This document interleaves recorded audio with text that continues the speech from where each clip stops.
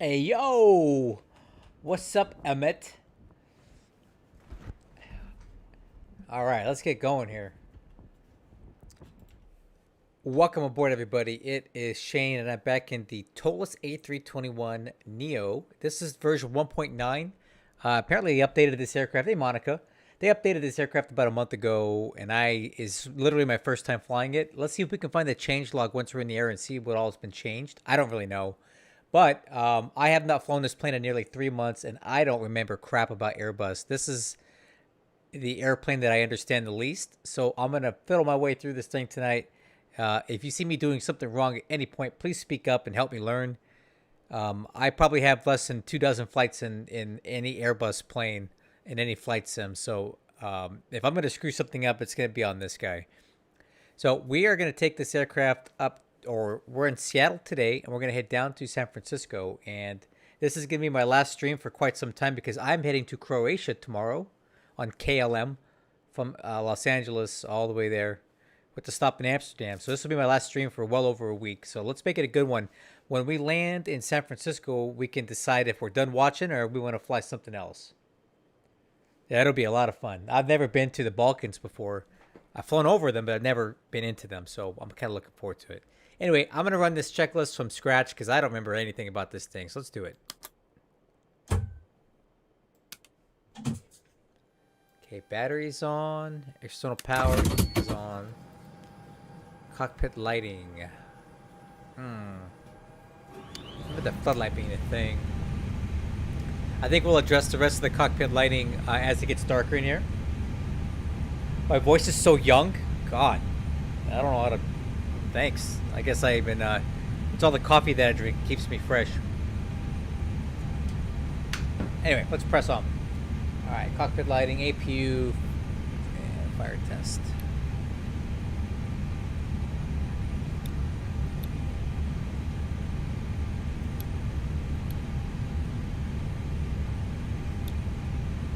Yeah, and let's see our lights.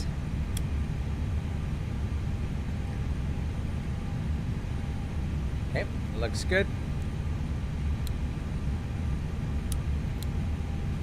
Okay, emergency lights. Arm. ADIRS. It's nav. Crew oxygen supply. On. Dreaded pilot, welcome aboard. Thanks for joining my channel. Parking brake. Released. Probably a good idea to make sure the chocks are in, huh? They've changed this. This looks a little bit different. Let's see here. Ground service. Okay, external power. Chocks are in. I could have sworn he's supposed to have an oral tone to him. There it is.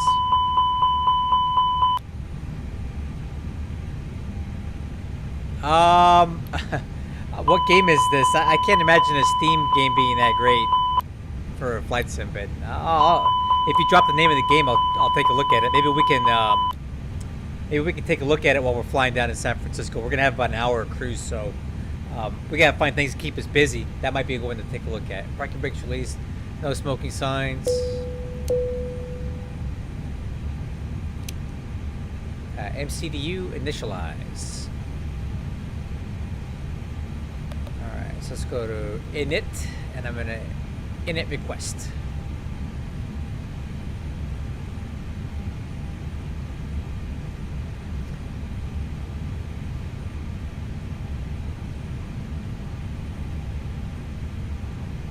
Cool. Performance data uplink.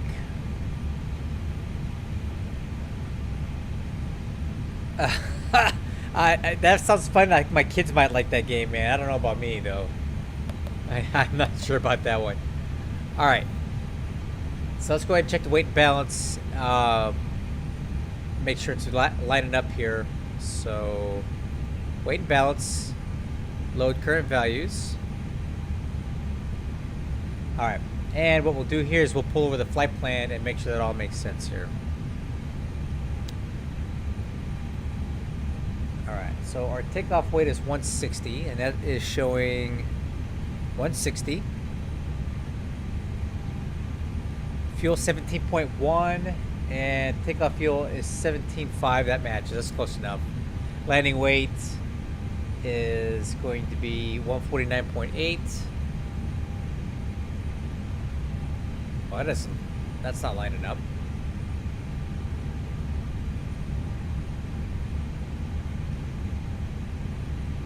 Huh.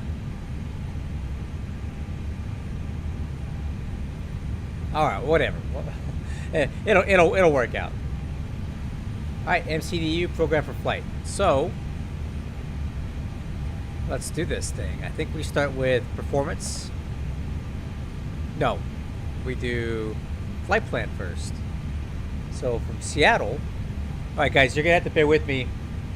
I'm gonna fumble my way through this thing because I just have not flown it forever. I got the Harub 6 with the feedpot transition 3-4 right runway. So Seattle departure, it'll be 3-4 right on the Harub 6 feedpot transition. Okay, insert. And then we're gonna take it all the way down here. And at San Francisco, arrival information, we have the Bodega 4 with the Milbeck transition. Looks like we're landing 26 right, so let's go ahead and select an approach for that. I think 26 right from the final. Well, I'll tell you what. Let's take it out to Dumba. It's a bit further. Well, actually, you know what? No, we'll take it over here to.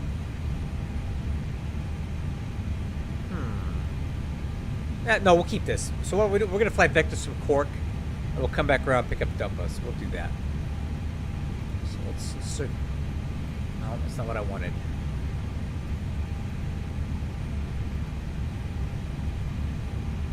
I wanted it from Dumba. I want a nice long approach into San Francisco if I can get it. All right. So ILS 28 right, Bodega 4, Dumba transition, and the transition is going to be Milbeck. Insert.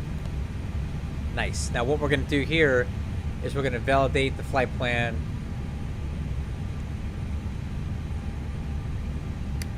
on this thing. All right, let's see how it looks.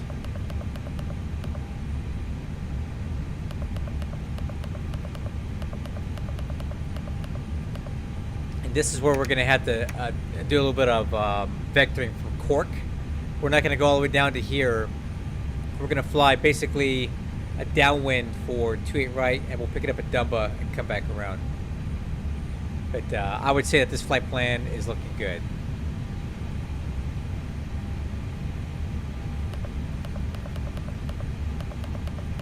Cool. All right, flight plan is good. Let's go over to performance. Let's go ahead and run. I've been doing the uplink on this in the past, and I don't really like the numbers that it's giving me. So let's run the takeoff performance out of here just to see what it does. 6:20 a.m. and it's 9:20 p.m. That's I got up at 4:30 this morning for work, and it's 7:20. So I'm about with you there. Okay. Flex 54 flaps 1, 144, 144, 147. Flex 54 flaps 1.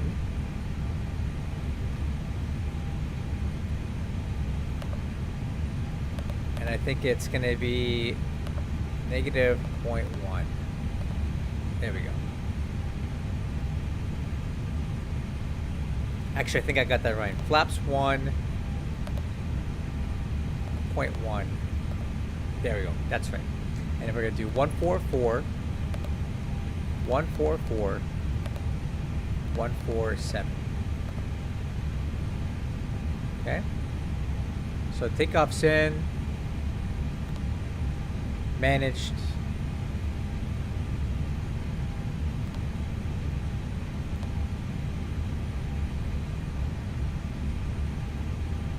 Yeah, man, I get up early for work every day. I hate it. Not enjoyable. All right. So we got the performance in. We got the init is done. Let's get the win data.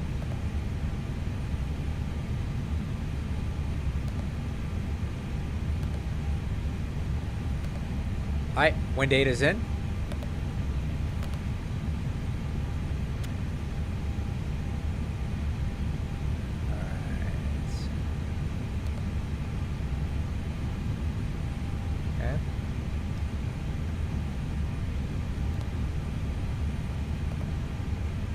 Making sure all this stuff's good here. Cool. I would say that this is set, so I'll put the legs over here and I'll put performance on the right. Okay, IFR clearance. Click on init. I already did that. We already did that a long time ago, man. Yeah, see. Yeah, we're all good here. Alright, IFR clearance, we do not have one, but our squawk code is 7477. 7477. Okay, radios. We'll set for takeoff. I'm going to put 119.9 here.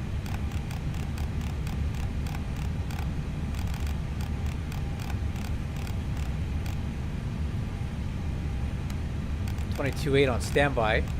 And then guard is on 2.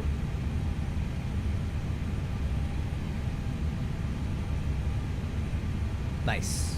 Okay. Radios are set. Fuel quantity. Fuel quantity is set 17.5. MCDU is checked and confirmed. Wixer panel is going to be on Wixer plus turbulence. Auto. Predict the wind shear on auto. FCP airspeed is managed. FCP heading managed. There we go. Look at that. No, click on our line to ref. You don't need to do that. Do you? No, I don't think we need to do that, man. See, we're already aligned. So you don't need to press align to reference because there's no need for that. Alright, FCP altitude. Let's just go ahead and set this up to cruise 370. Altimeters. Alright. So current weather at Seattle. Wind 270 at 7, 10 miles visibility. Temperature 28, altimeter 3004.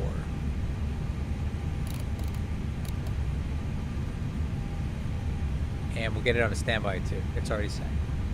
Okay, departure briefing. All right, cool. We're moving right along, guys. I think we're going to be okay here. It's coming back to me. Crew, we're doing flight United 8531 from Seattle. We're currently at Terminal 4. We're going to push on to taxiway Bravo and take Bravo all the way down. What paperwork do you have to do when you're off working at home? Excuse me. Too much coffee. Okay, coming down here. Full length on 3-4 right. Hold on.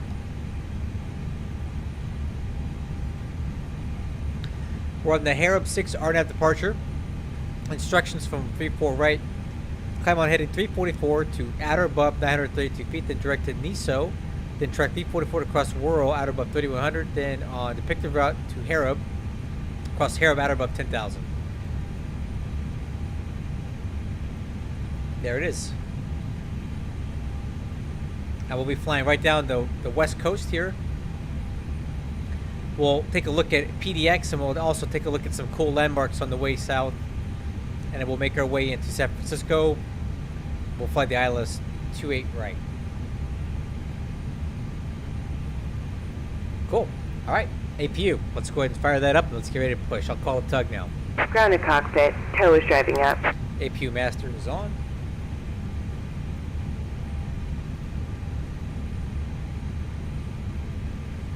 Some doors are still opened or the GPU or the ASUS are still connected. I'm waiting for all of them closed and disconnected, then I will proceed. Okay, weirdo, thanks. APU starting. Alright, system display.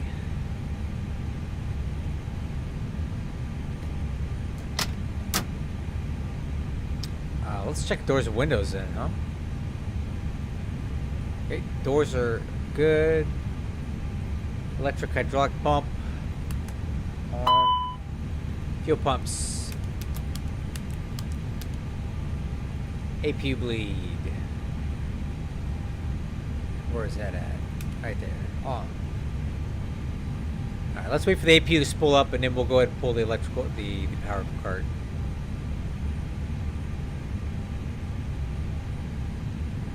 Okay, there's bleed air and APU gen is available. So let's go ahead and go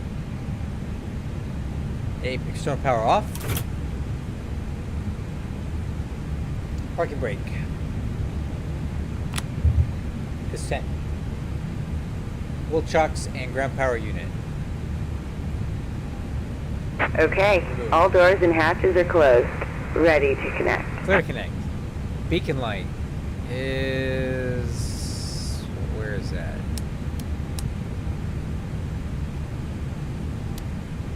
It's on. Engine mode. Ignition start.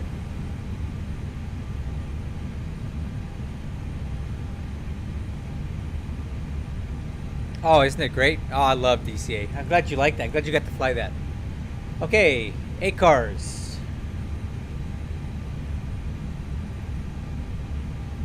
Flight tracking is started. Guys, we're doing really good here. I don't think I screwed anything up yet. Alright. Ground to cockpit. Please show me where you want to go. We'll go ahead and push on to... Actually, you know what? We'll push here onto Whiskey. And then I'll taxi over to Bravo. That'd be better.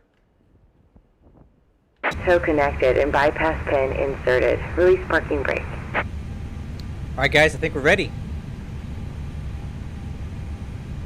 Seattle traffic, good evening. United 8354, push to start, gate Bravo 5 onto taxiway Whiskey, tail facing north.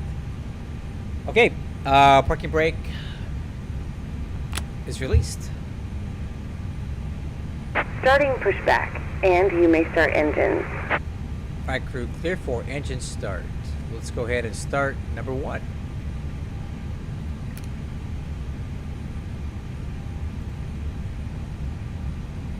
Okay, I got rotation on 1.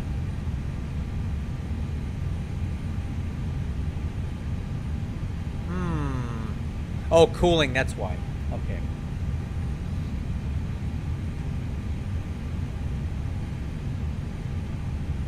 There we go.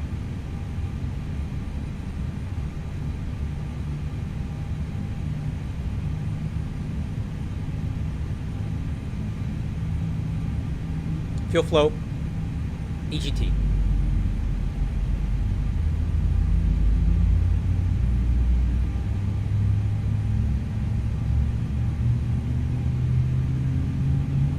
Hey Tazzy, you do kind of have KOSP on some stuff. I mean, it's HKK who works for Flight Factor now, so anything that Flight Factor does is probably gonna have his work on it. Okay, good start on engine 1, starting 2.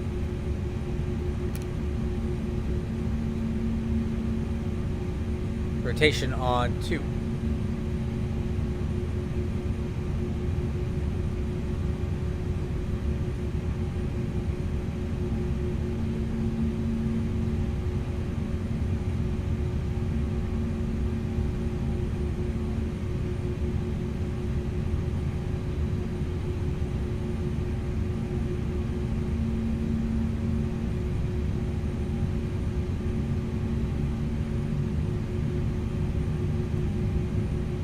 Oh, weather for the next day. Okay. Operation complete. Go ahead and set the parking brake.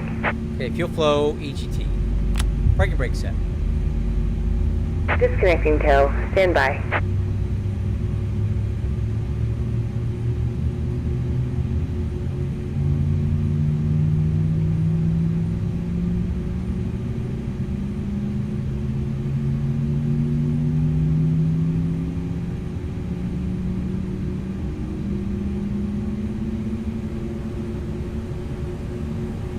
Okay, good starts. App start checklist.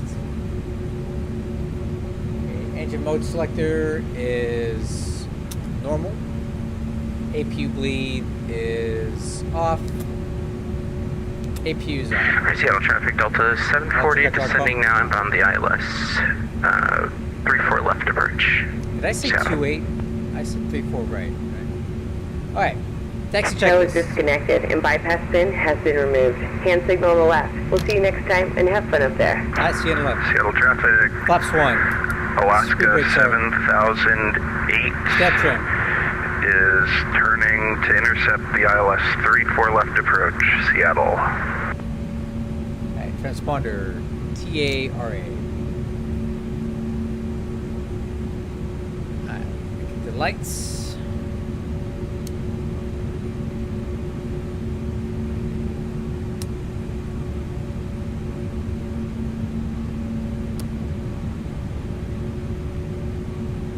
Okay, ground signal is good. Departure briefing, no update. Noticeable steering, we'll do that in a second. Alright, let's check this taxi path and we're going to be heading.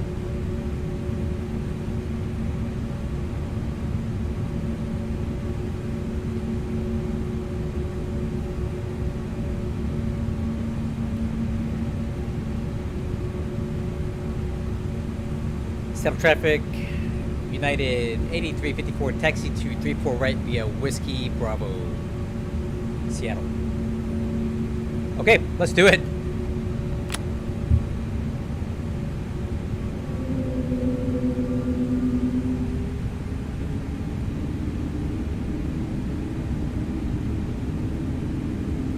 Okay, noticeable steering, checks left and right, brakes checked.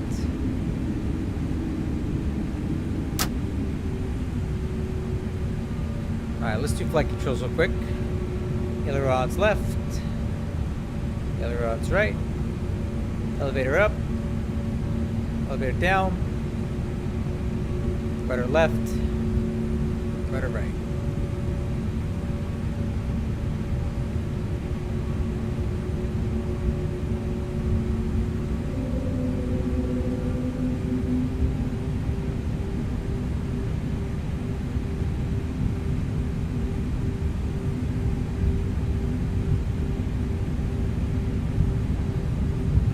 Kind of excited about this flight, guys. It's been so long since I've flown this. I'm actually looking forward to this.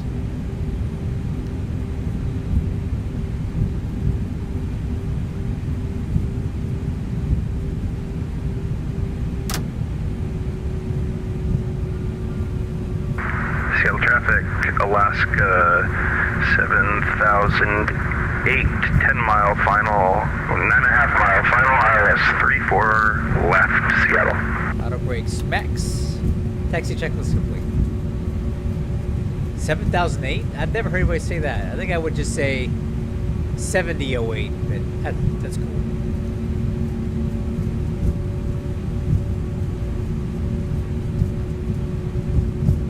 Alright, system displays on engine.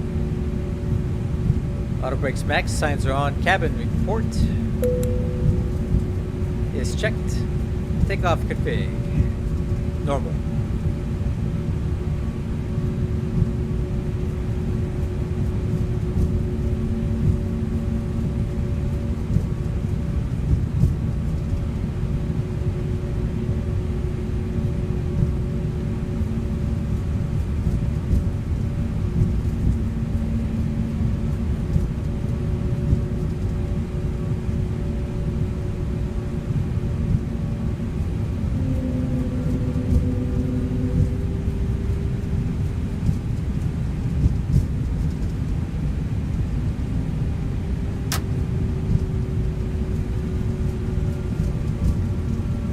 Okay, radar switch system 1. Alright guys, here we go. Hope it's good.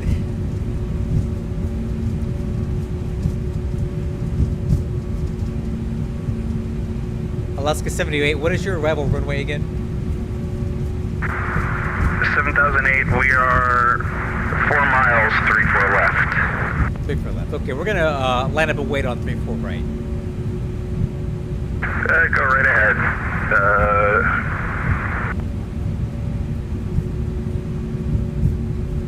Approaching 34 right.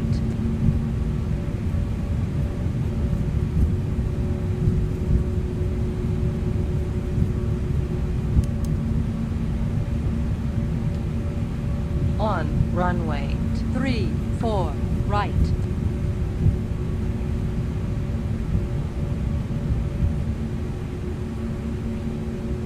Okay, we're gonna let this guy land first in case he goes around. I don't want any conflicts on a departure.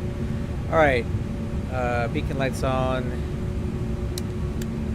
and strobe lights on. Okay.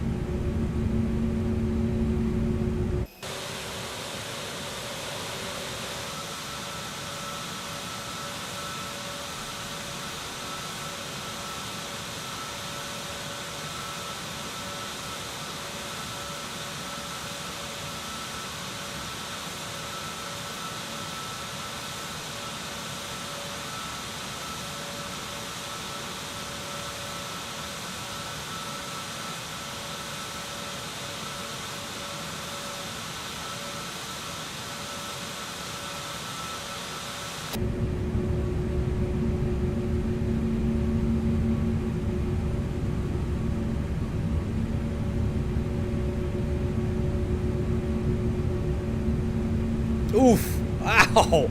That looked a little rough over there. Alright, Seattle traffic, Delta 740 turning right inbound for the Alice approach. 34 left, Seattle. Alright, takeoff clearance is good. ET clock to run. Seattle traffic. United 8354 departing runway 34 right. Alright. Let's do it. Wish me luck. What's up, Nico? We'll be right with you as about to take off here. Okay, you guys ready? Let's do it. Madflex 54 SRS runway auto thrust blue.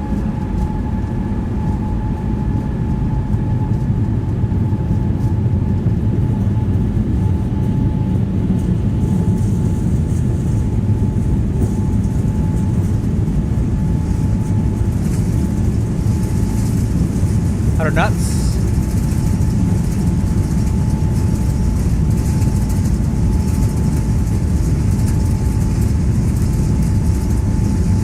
E1, rotate.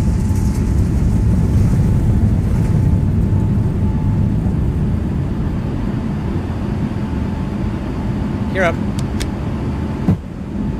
Nav.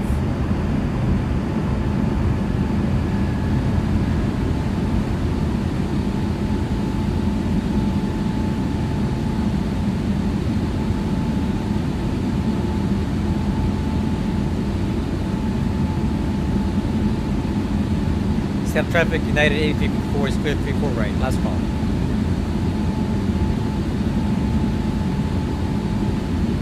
Seattle traffic, Alaska 7008 crossing. Flying. 34 center on Juliet. 34 right on Hotel Bravo Golf to ramp 4, Seattle.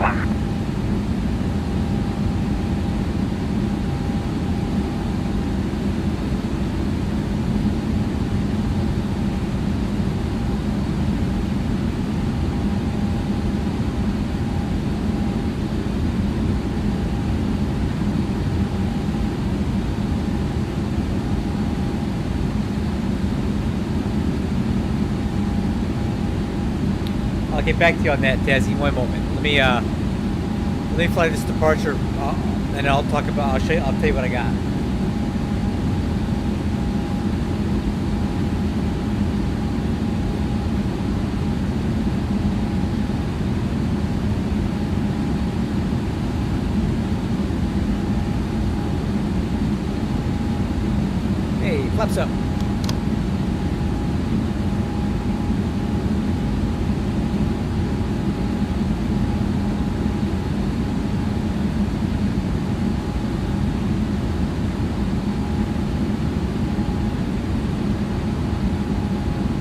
Seattle traffic, Delta 740 established 10 mile approach for the ILS 34 left, Seattle.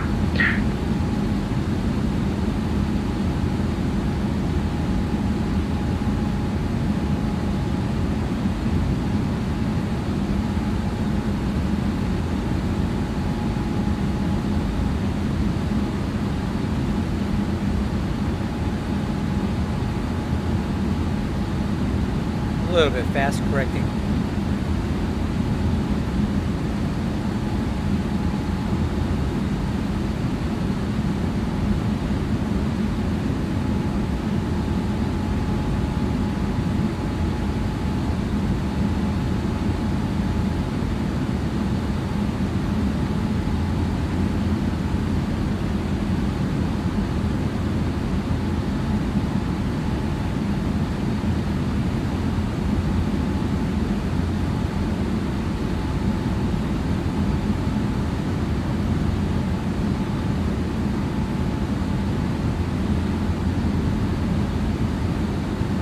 Yeah, they are, man.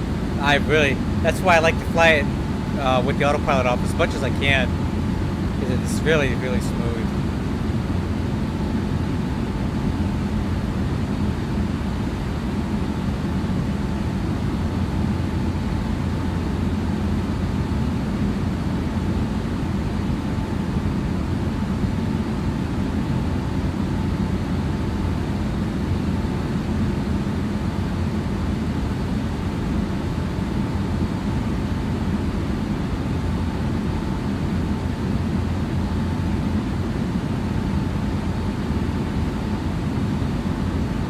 At 9,000 feet.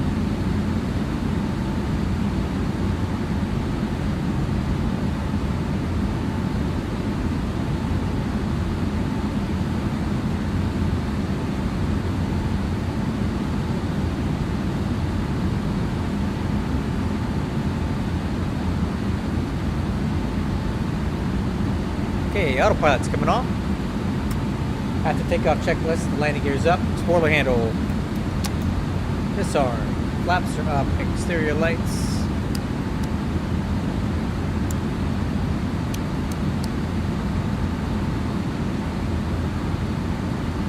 Alright. Holding for altimeters. Alright, cool. That was a fun takeoff, guys. That thing went exactly to plan. So I guess I still got it, huh? I still got my Airbus chops on me. So this throttle quadrant here, I'm gonna turn our light on real quick for you.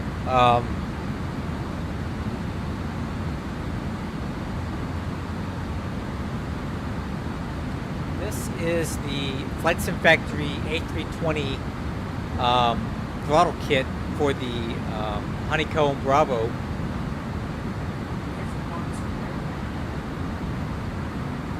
I have a review of this on my YouTube channel if you're curious about how this is, but this is just an attachment kit that you put on.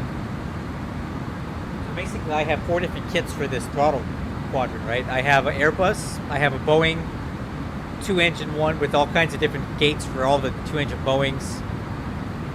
I have MD-11 one, and something else I forget. I think that might be it. So MD-11, Airbus A320, 319, 321, and then a 737 one that can be used on anything from a 73 to a 777. This is the Airbus one.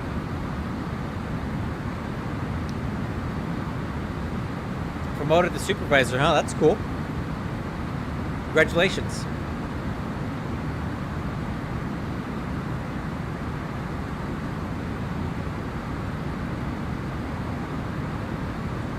Alright, 740 is clear of 34 left.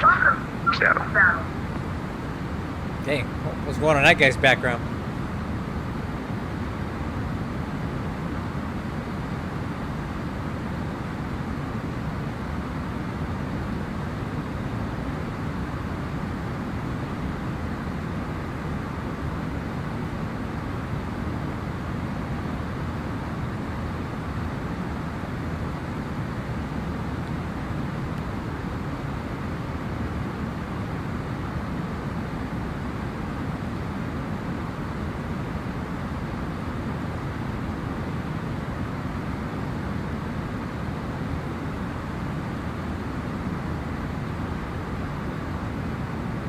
I don't know what to do with my hands. I don't have a yoke in front of me like I do on a Boeing. It's got this thing over here. Okay, yeah, so we're flying, guys. I would say the pre-flight went good, the setup went good, the takeoff was good, so happy with this. Seattle traffic. Seattle traffic, Delta 740 crossing, Echo 34 center, 34 right, and then Echo to the right, Seattle. What did he say?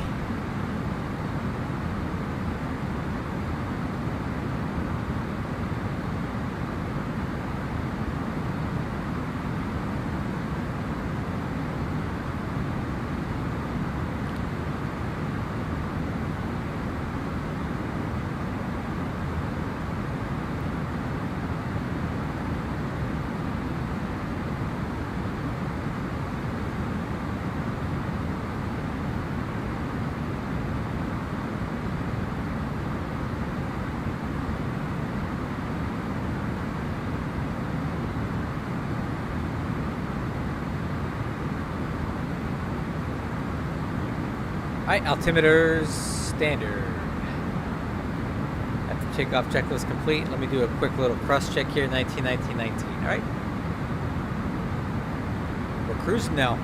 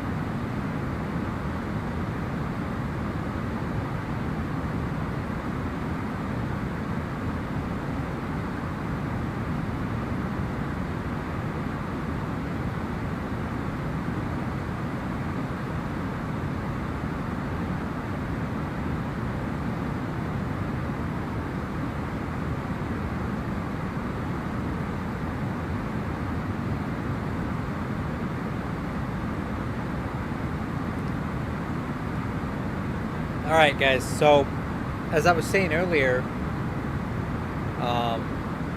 this will be my last stream for a while. I was planning on, well, I'm not planning, I'm going to Croatia tomorrow, so I'm not going to be home for over a week. When we get to San Francisco though, I'm kind of tempted to do one more flight. So I put a poll up on my YouTube channel last night on what people wanted me to fly. I was really hoping everybody would pick Airbus, but you know they didn't. They, especially people on my Discord server, they were really 777 biased. So they went in there and they pushed it into 777. But I have an idea. What if we take this plane down to San Francisco and then we switch into the flight pick the 777 and fly that from San Francisco down to Los Angeles, and then we can get both aircraft on the stream and then everybody's happy. And you get to watch me reconfigure my throttle quadrant because I got to put all the Boeing stuff on.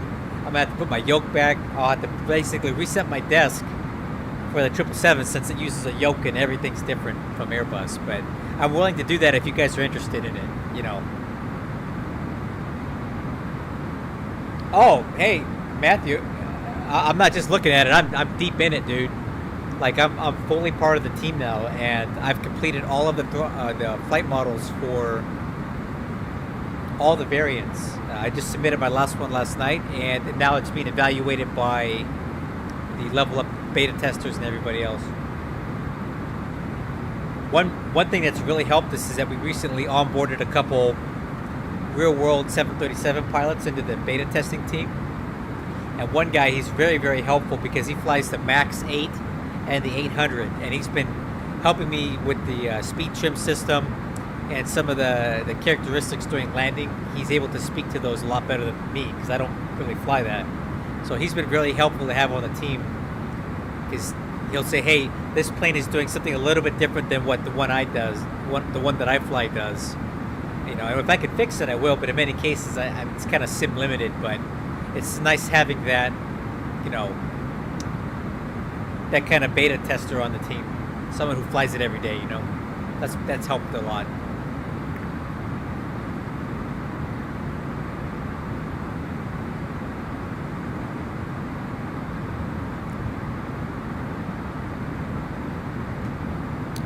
And Matthew, to be honest with you, one of the reasons that I started working on that plane is because I fly it too. And I love it. I love it to death. I love the way it sounds. I love the way it looks. I did love the way it flew. And I have the skills to fix it, so I decided to fix it. But the way I went about doing it last year, I wasn't very nice about it. I was a little too vocal, and I didn't really make any friends with the level up guys. So they were, you know, a little hostile towards me, rightfully so. Because they're like, who's this guy that keeps saying that he's doing all this stuff? You know, who gives him the right to say all this and do all this? And they were right. I didn't handle it well, but I did make friends with one of the guys on their team, Colin. He's on my Discord. I've talked to him in other places, and he saw the value in what I was doing. And I said, listen, man, I want to make amends with the level up guys. I don't want to be their enemy. I want to help. Right? This is freeware. I'm not getting paid for this. I want to help make it better. So he was able to communicate with them on my behalf, and they finally, a lot of people like you guys were using my flight models, and everybody was talking about how much better they liked it. So at some point, the level up guys were like, hey, our normal flight model guy is not coming back for a while. We want to move this project forward. We understand that there's some flight model problems, and you've done a lot of work for it, and people have been saying that it's good. So let's bury the hatchet. Let's be friends, shake hands, and come on board the team. And it's been really, really great working with them. They've been so polite to me, very receptive. There's a lot of smart people on the team that know a lot about coding, a lot about model making. I know about flight models, and between all of us, we've been working really hard for the next update push, and I think it's going to be really good. And I've updated all of my flight models officially with them, and now it's officially endorsed by those guys. So going forward, any update we have is going to be my stuff on the flight model, and I'm going to continue to stay on the team and update it, improve it, and forever, because I love the plane. I like to fly it, and I want to fly something that flies good. So there's my level up story, and I'm just very happy to be working with them. Genuinely nice people. I really mean that. Hey, Austin, welcome aboard, man. The takeoff was beautiful out of Seattle. I did pretty good job setting up the aircraft. It's running good. I even got my flight mode enunciator call out correct when we took off. It's kind of fun on the Airbus. There's a lot of stuff to read. So you go Manflex 54 SRS runway auto thrust blue. Gotta say all that crap. Yep, this is the Neo with the GTFs on it.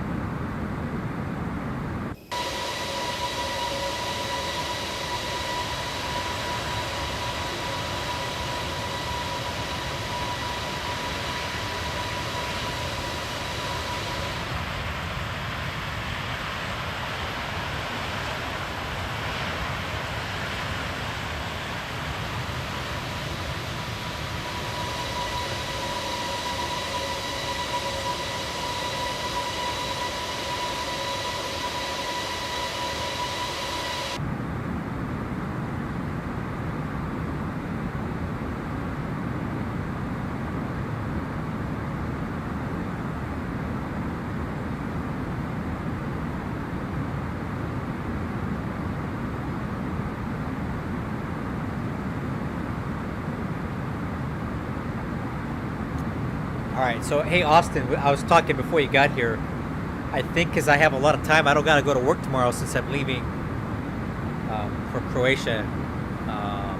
I'm probably gonna do one more flight, and I'll fly the 777 from San Francisco down to Los Angeles.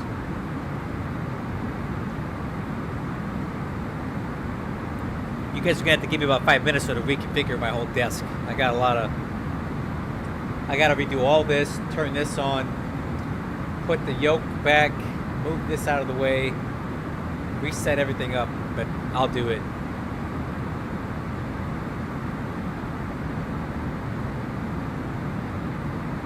I think Portland's out there somewhere, but it's so hazy.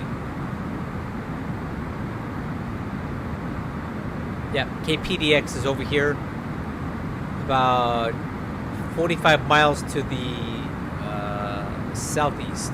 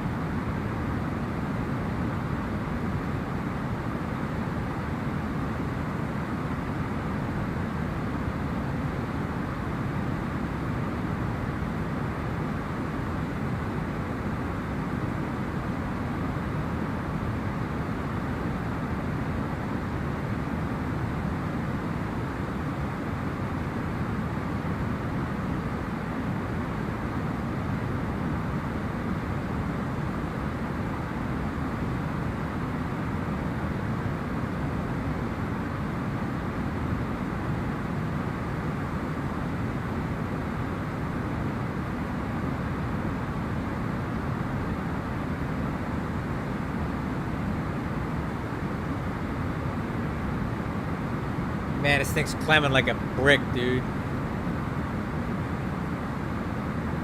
Yikes. 1,000 to go.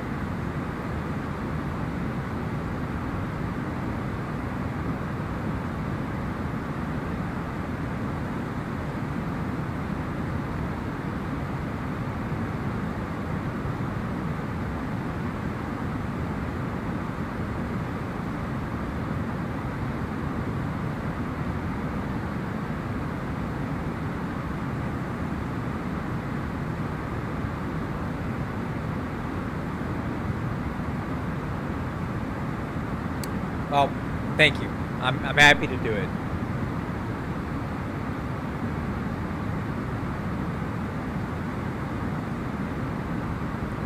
All right, man. Well, I should be landing at San Francisco.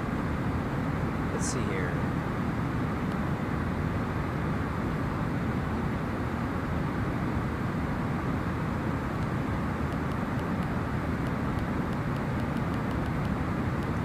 About 4:30 UTC, so about an hour and a half from now, according to this.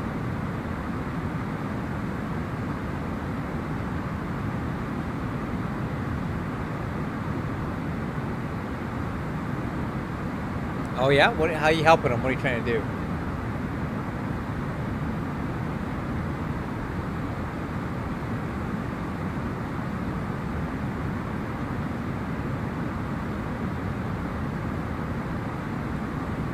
Alright guys, we are cruising at flight level 370. Seatbelt signs coming off.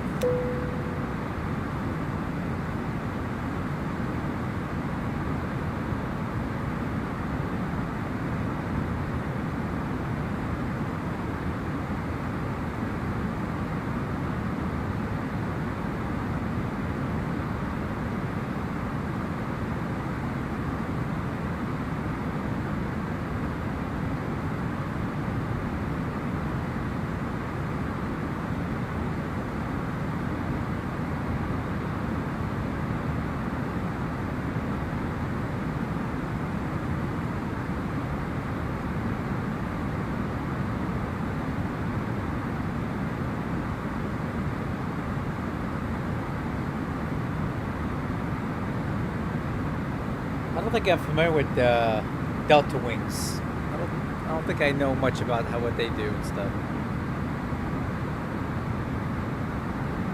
All right, let's get some background noise in here. You know what? First of all, somebody mentioned a game on Steam. Now I'm a little curious here. What was it called?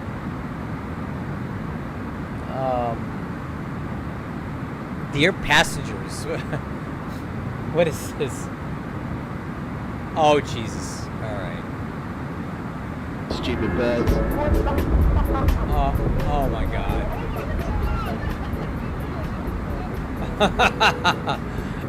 Okay. Yeah, my kids would love this. Yeah, my son might want to play this game. Oh, okay, all right. What? He just threw somebody out of the plane. What the heck is this?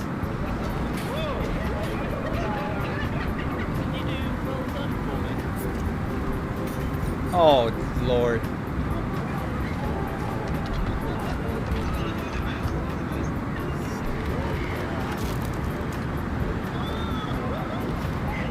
Oh, okay. All right. Okay. Yeah, hey, that might be a cool game for my son. I don't know if I would necessarily want to play that myself, but thanks for the recommendation to look into that. It's pretty funny.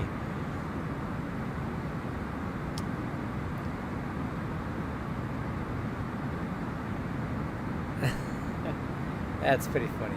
All right. Let me get some jams playing here. That's not gonna get me demonetized like last night when I played My Neck, My Back. YouTube didn't like that. That took my money.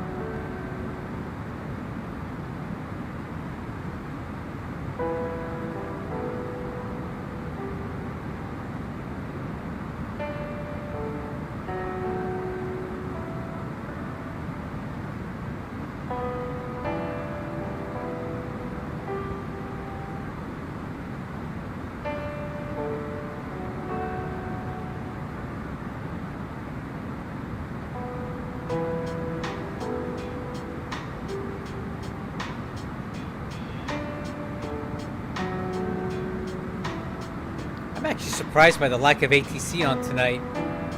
And of all places, Houston and Dallas have ATC, and they never have ATC on. And look at this, Minneapolis. Like, these guys are never online. Like, the centers that are never online are online, and the ones that are always online are not. So, I don't know what gives. I guess nobody wants to do ATC on Tuesday nights, huh?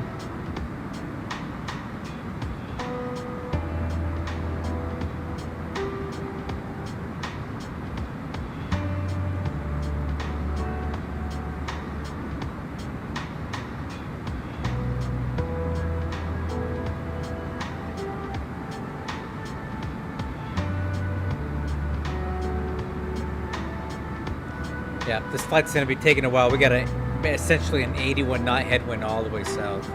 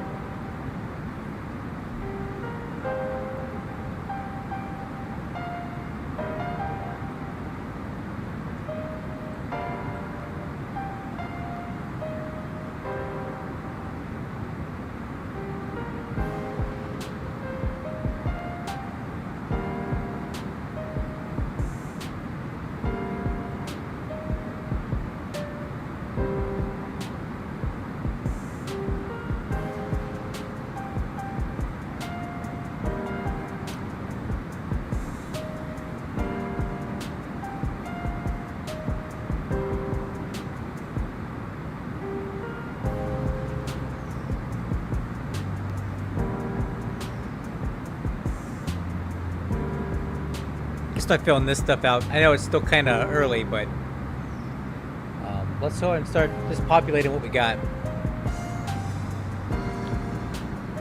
Okay. 280 at, wow, it's actually not that far off. 280 at 18.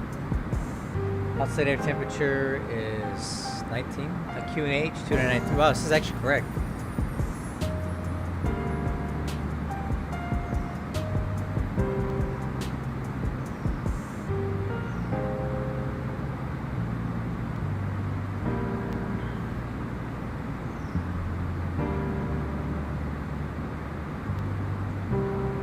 Wow.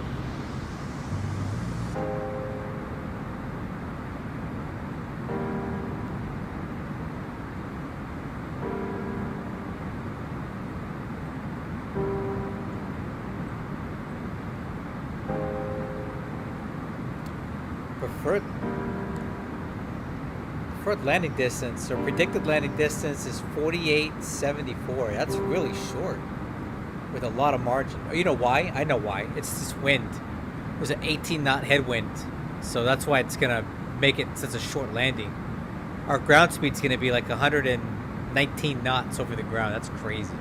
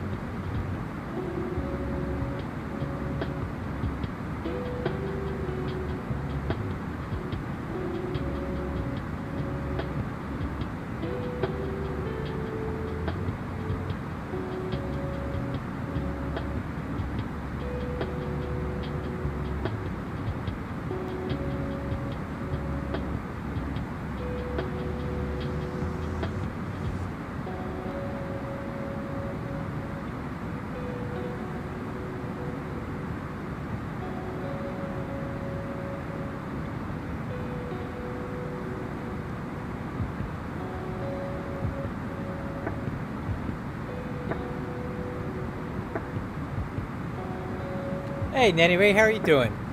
I'm just trying to get some more flights in before I go on vacation tomorrow. I was reading a story that you guys might find interesting here on my phone. Let me bring it up. It's actually very pertinent to what we're doing right now. Stand by.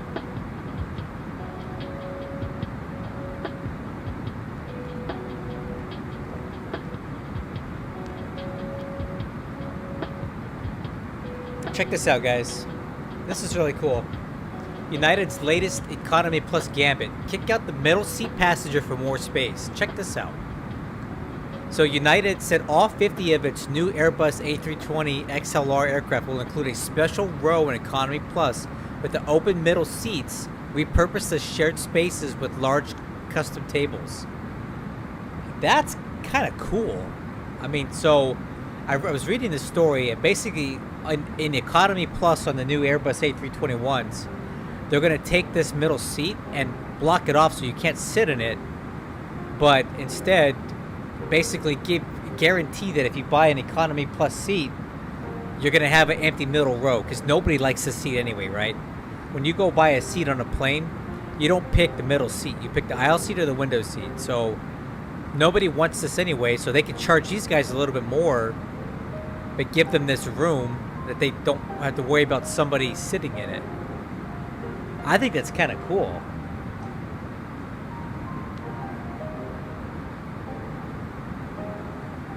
Is there any other way that you can see the waypoints for a sim brief plan? I don't know. Oh. Hold on, let me come back to that. Check this out too. The United Relax row converts 3 economy seats into a couch or bed. Yes, please, I'll buy this. Look at this. This would be so awesome. I could actually sleep on a dang airplane if I had something like this. This is really cool. Like United, dude, United is the best airline in the world. Hands down, the best. I've been saying it, asking people on my Discord server. They can't stand it when I start glazing on United, but look at this, man. They can make a bed. They get you a bed. You want an empty middle seat, no problem. I mean, you can't get this on American Airlines. They can't do what these guys do. Come on, man. Shoot. Okay, so you're saying, is there... India Airlines better, yeah, if you want a one-way ticket to... Never mind. I digress. I'm not gonna say anything. Anyway, is there any other way that you can see the waypoints for a sim brief plan? Martin, I honestly don't have a clue. I pay the annual subscription for it, so I don't even know what it's like to have a free one. I don't know. In my opinion, some of the best money well spent at Flight Sim is an annual subscription to Navigraph and SimBrief. I don't know why you wouldn't do it. If you're even remotely into flight simming and you're trying to do it right, I don't even know how you fly without it. Like I couldn't even imagine. I can't imagine not having all the capability that it gives you.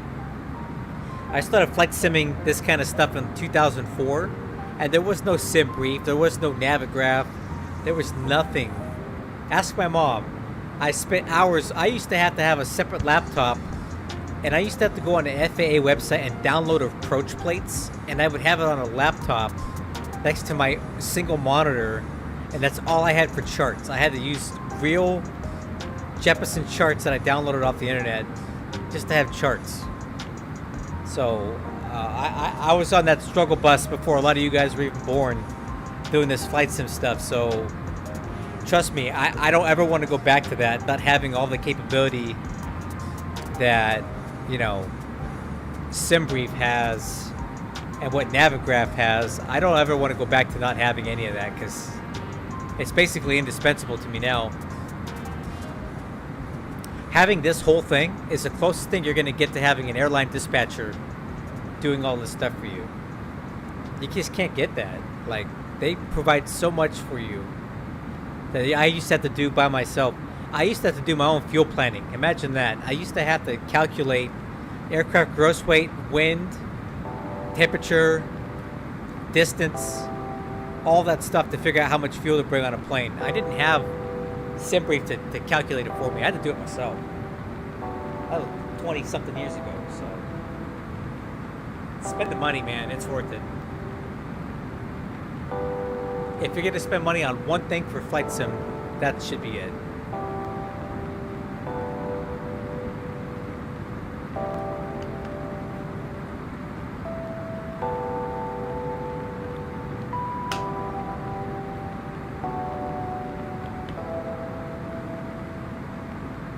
Oh, dude.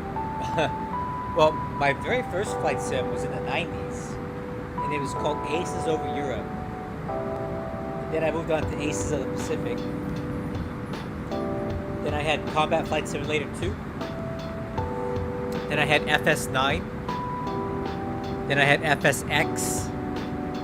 And then I kind of moved away from commercial flight sim stuff, and I got really big into combat flight sims. I played IL-2 Sturmovik, basically every version of it that ever existed. I flew that for many, many years. In fact, I started my YouTube channel on making videos for IL-2 Cliffs of Dover, and this actually came up today. I want to show you guys something.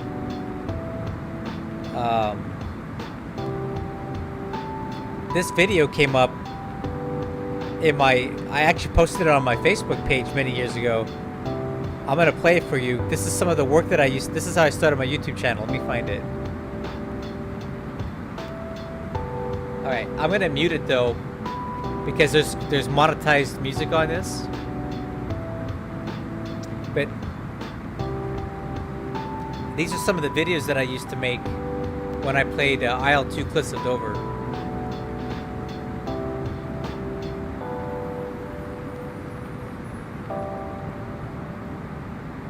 I was really good at this stuff, guys. I was like an elite BF-109 pilot, and I would record my entire flights, and then I would come back and edit them into videos and make it like a gun camera thing. I did some in black and white, some in color. These all have music, but I used music that was copyrighted at the time. I didn't care because my channel wasn't monetized back then. Look over here.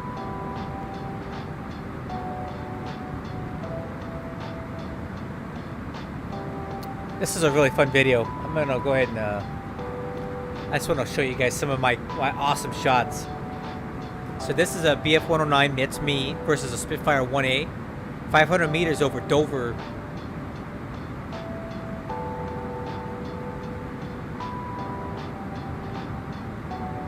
I took his tail right off.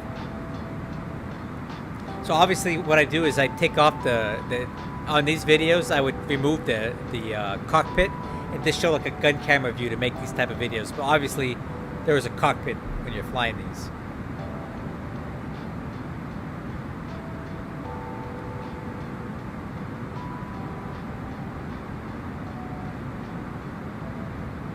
And this is 500 feet over Dover again.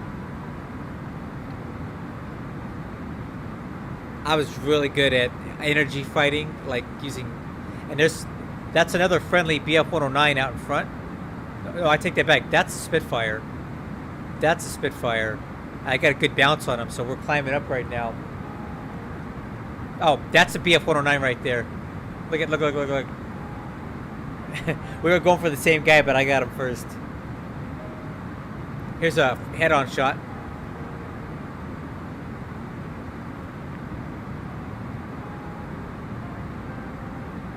So this is 300 meters over Manston in England.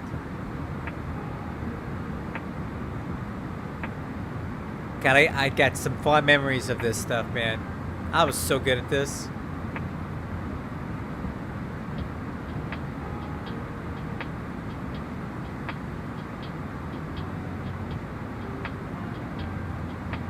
And that's him crash landing right there. And there's another Spitfire right there. I think I shot down 2 planes on this sortie. That one that just crashed, and then this guy right here. You can see he's got an oil leak from where I put some rounds into his engine. I'm gonna come in for the kill right here, I think.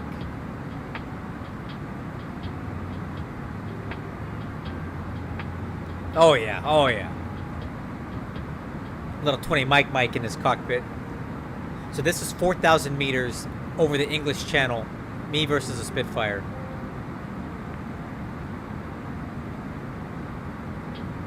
Those are machine guns only, so no cannon on that.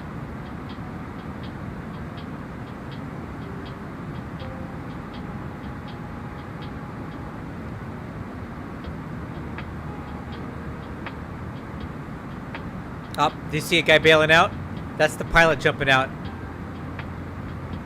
I don't think I saw that at the time, or else I wouldn't have fired anymore. But I was under the impression at that moment that the plane was still airborne, or still under control. So I think I went in to finish him off here. Yep. Alright, this is 3,000 meters over the English Channel. Me versus another Spitfire.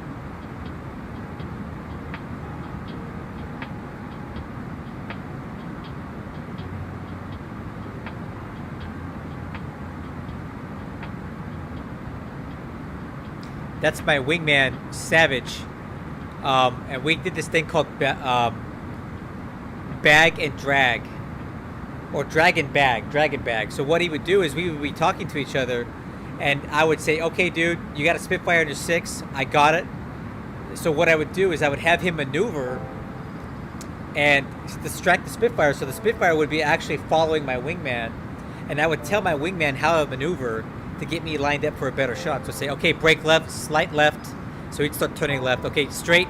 He'd straight now. I said, okay, slight climb. He'll start climbing. And this Spitfire guy is target fixated on my wingman and not looking behind him. So as he's staring at my wingman trying to close him for the shot, I'm using my wingman to set up the perfect shot on the guy. We used to do that all the time. And what we would do is we would take turns. So like, we'd go up in the sortie, right? And we'd be cruising and we'd pick up a guy. I'd send him down, and the Spitfire would lock onto him and start following him. And then I would use my wingman as bait to maneuver myself to kill the Spitfire. And after I did that, we would both climb back up, get our energy, and then I would take over as the bait. So then we'd find another target, I'd drop down, get tangled up with that guy, get that Spitfire on me. My wingman would stay up and wait until the Spitfire was locked onto me, and then he would drop down and he'd start giving me direction. So I'd say, Hayden, slight right turn, slight climbing right turn. And he'll go, okay, increase the turn rate. I'd start turning a little bit harder. He goes, okay, straighten out. Right, slight climb. And I'd start climbing. And then every time I did that, he's cutting the corner on this Spitfire and staying low on his 6, so he can't see him coming. And at the last second, he'd pop up, squeeze that shot, and we killed hundreds of planes together, me and this guy. His name was Savage. He was such a good dude. He was Canadian. But we would just go out and just hunt for hours and just rip and tear. Hurricanes, Spitfires, Blenheims, you name it. Those were the days, man. I was really good at that stuff.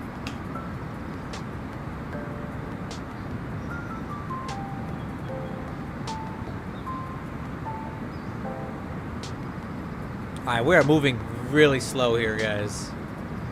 This headwind is killing me. Still got about 243 miles till top of descent. About 30, a little under 30 minutes to go until we start descending.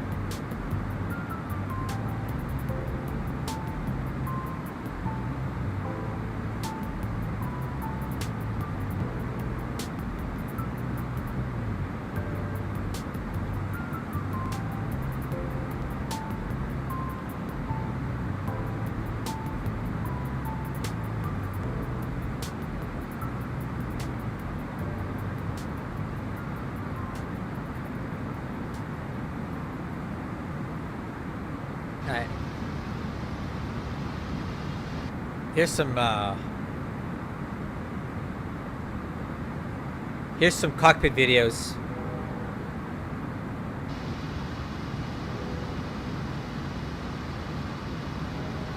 So that was me in my BF-109, and I see an enemy Blenheim bomber coming in. So then I'm going after him. So my preferred method for attacking was low 6 o'clock. So you keep a lot of energy when you do this, and you do boom and zoom tactics, right? So you don't ever slow down.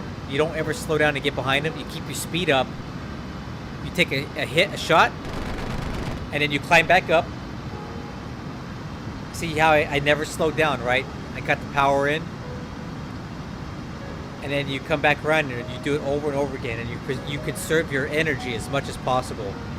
The BF-109 can't turn for crap, but it is very good vertically.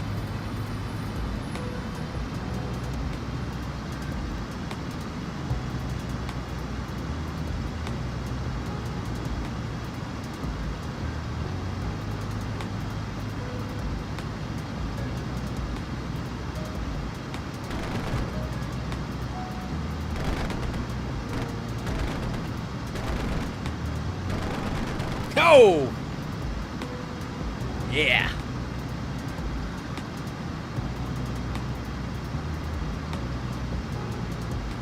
Nice shot.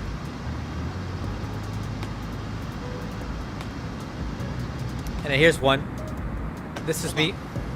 You can hear me talking. Between water, baby, 3 can below, guaranteed. Roger, I'm at 1.5 trying to get there. He's done. I got pretty excited back then. Who's getting chased by the spinny that's like kind of, you're both kind of climbing. Oh, one of them bit first. What's your altitude, grade? I'm on the deck and I'm being hard. Okay. Alright, I'm on the spinny that's on the... Oh shit, there's 2 spinnies. That ain't right. I thought he was chasing somebody. Hold your fire, hold your fire. I got it. And this guy's put up a pretty good fight for having out of his flight controls missing.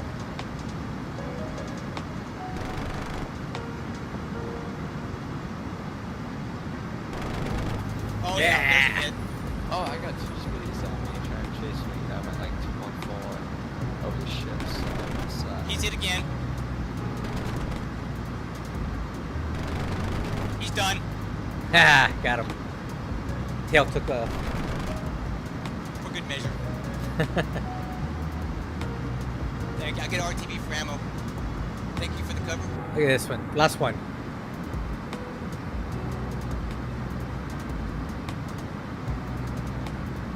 God, I miss this stuff. This was 12 years ago, too. No, I've never played War Thunder.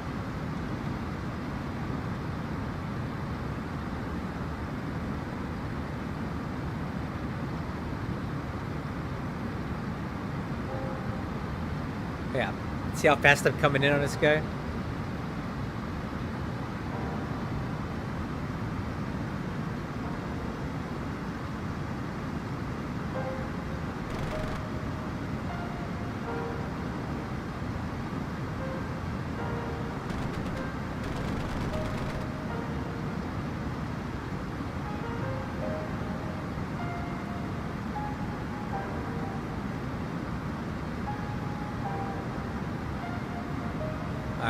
Alright. That's enough of the good old days.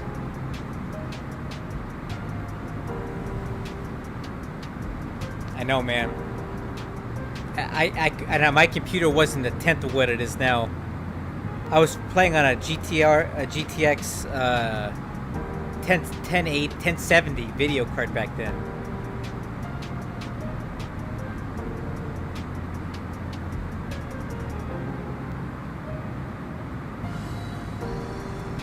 I used to really be in that stuff.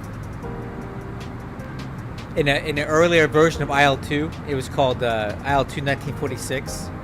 I used to be in this German squadron called JG51, third Staffel JG51, and we would be part of these gigantic online wars, right? So it'd be like 100 German pilots versus 100 Allied pilots, and we would meet up 2 to 3 nights a week, and we would fight these battles on the ground and in the air.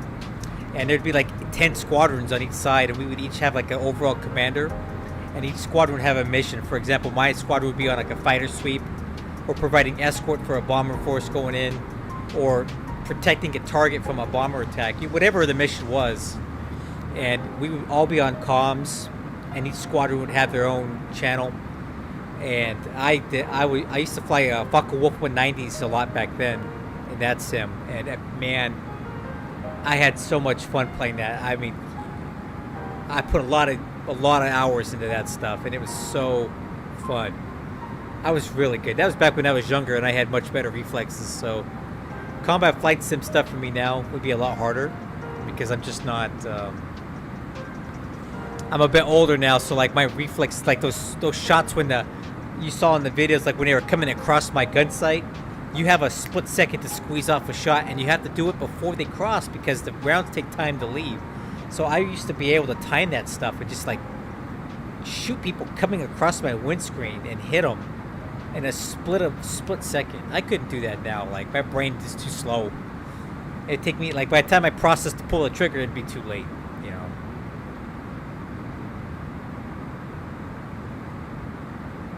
And to be honest with you, I just haven't tried because I don't really have the flight sim gear to do combat flight sims anymore. I'd have to buy a whole new setup for that. I do miss it. I do wish that I could kind of go back and do some of that combat flight sim stuff, but it just, I don't know. I don't know if I got enough things going on in my life. I don't know if I want to add another game to learn.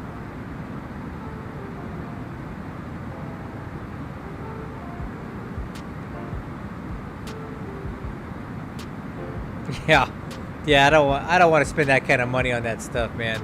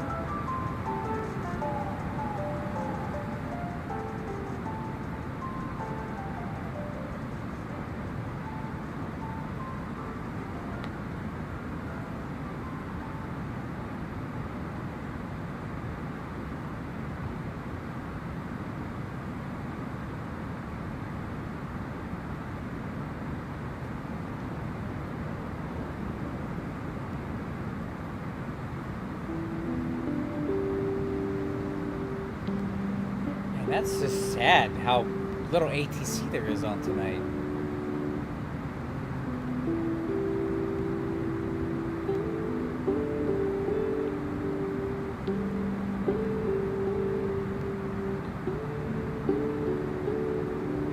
I see this guy's doing San Francisco to Seattle, but look at his ground speed.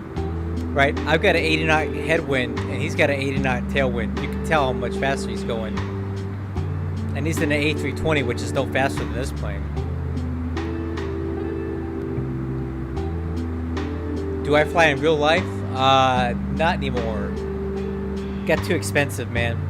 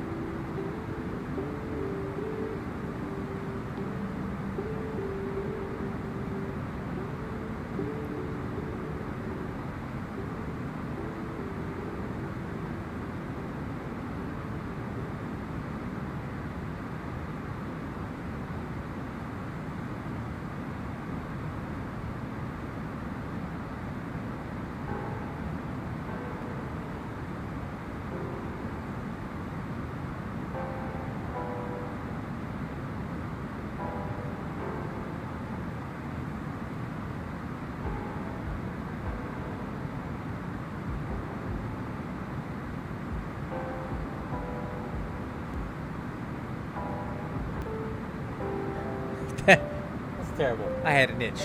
You caught me. I didn't know the camera was on.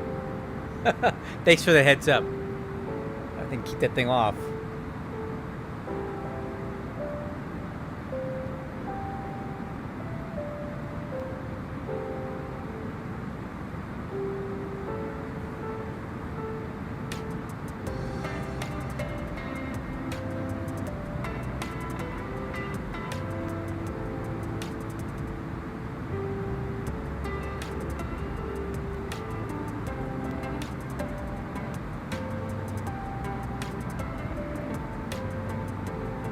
All right, man. Take care. Thanks for stopping by. We'll see you, man.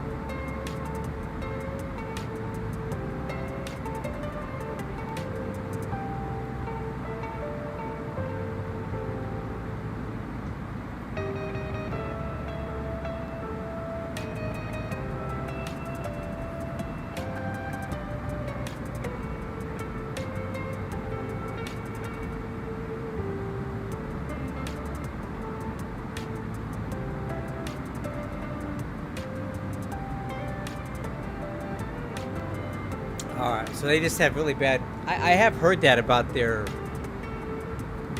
customer service, where like their troubleshooting is not very good, and they send you the wrong parts, and the thing that they think is wrong isn't really wrong. I've heard that.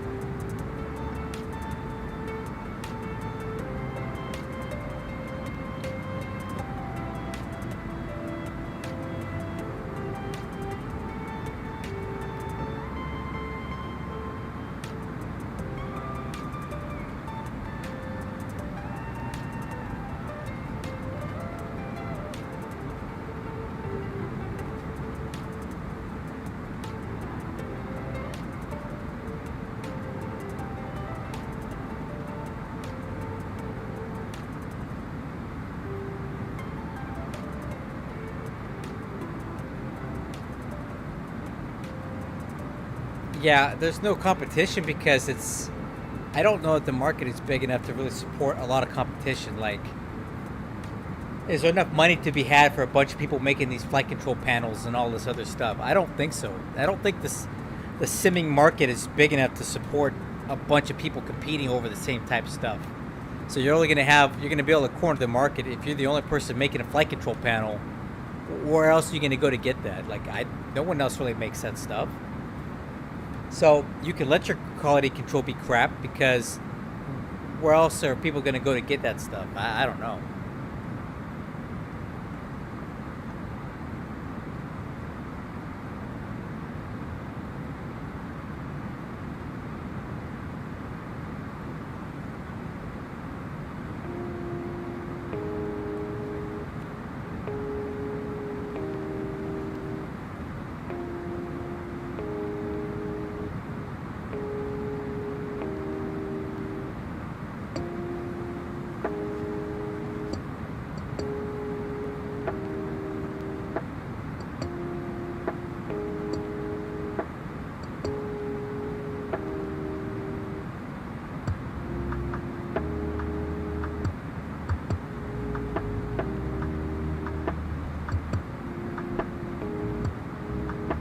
Getting kind of close to descending here.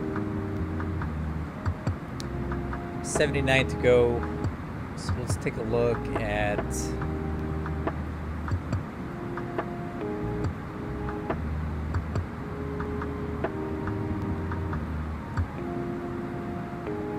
Alright, so let's look at the arrival of the Bodega 4.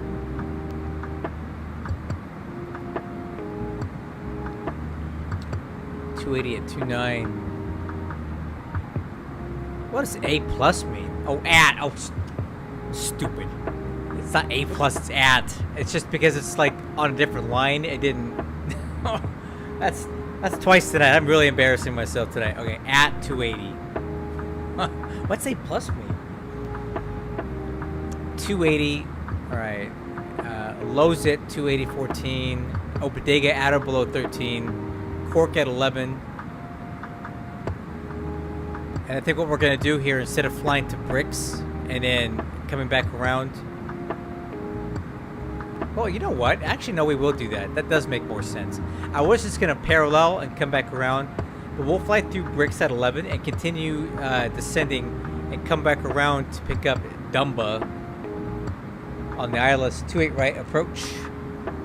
So at Dumba, we should be at 3,000 feet. And then Axmol at 1,800.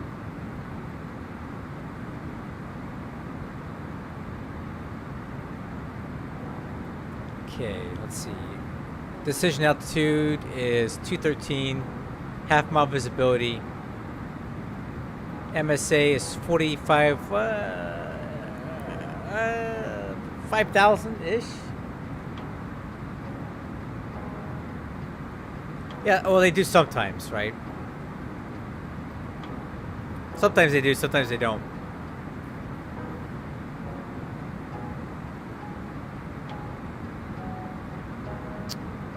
Alright, 284 is the approach course.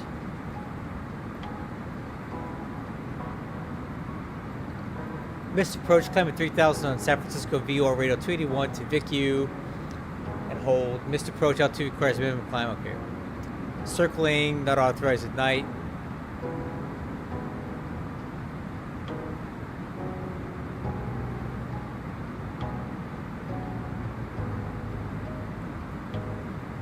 Alright, cool. Let me make sure those constraints are in the FMS here.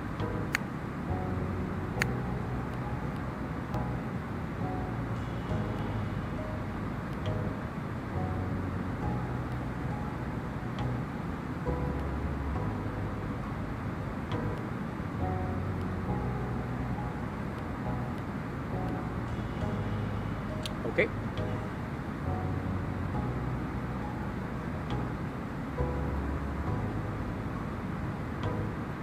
It's a miracle. Top of Descent is finally populated on my nav display.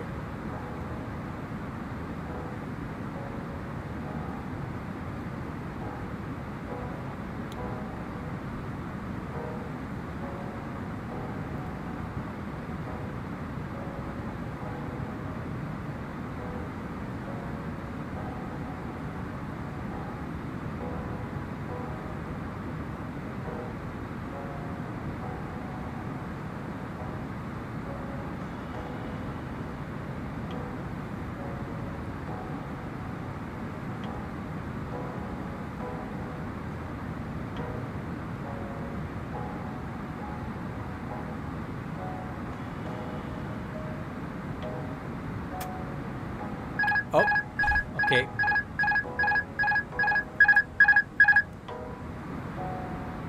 Sorry, I was messing around with the stick too much and it popped out autopilot.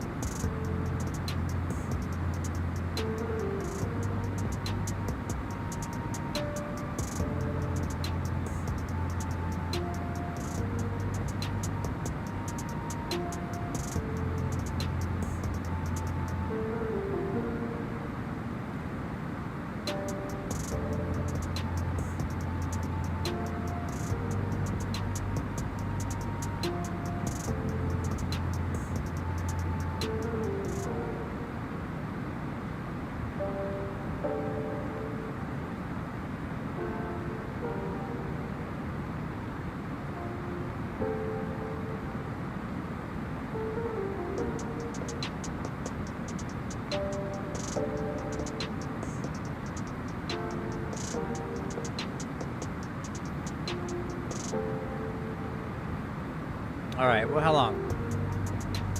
Enter destination data. Okay, let's do that. All right, so we're good. Grab the quick weather update here.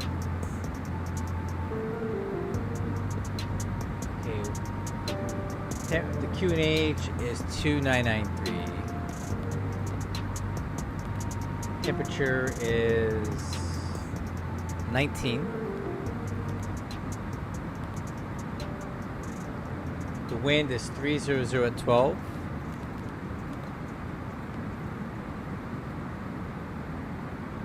Okay, and the barrel mins are 213.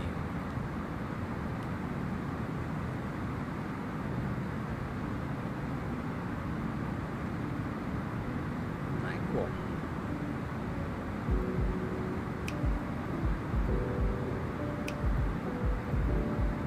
.300 at 12.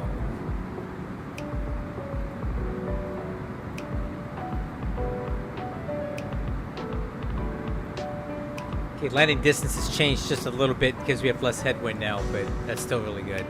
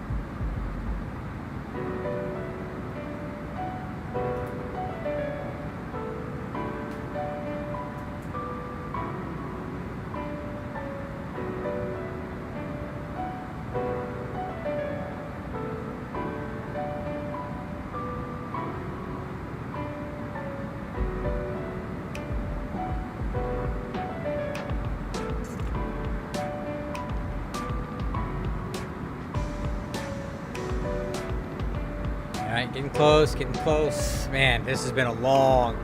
This flight seems like it's taking forever.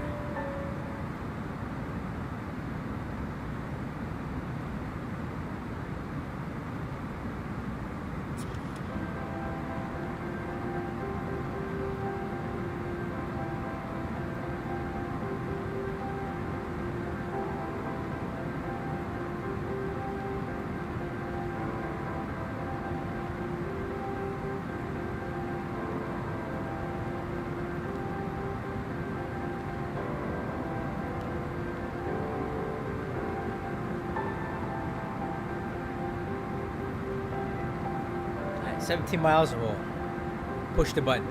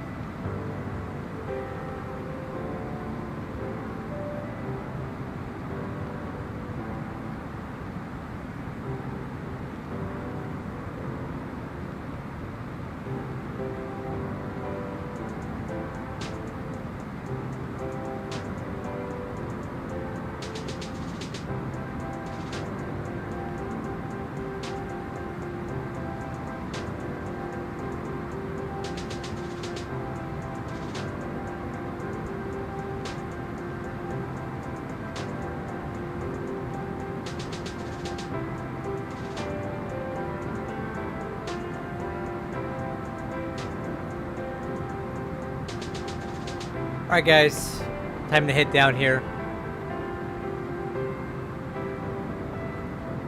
So how this works on the Airbus is when you get to your top of descent, it won't actually do anything until you press this button right here.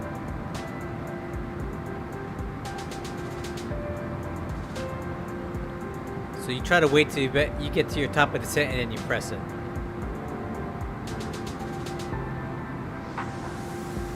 I'm gonna do it now. Boom. Nope. You push it. Sorry, not pull it. You push it.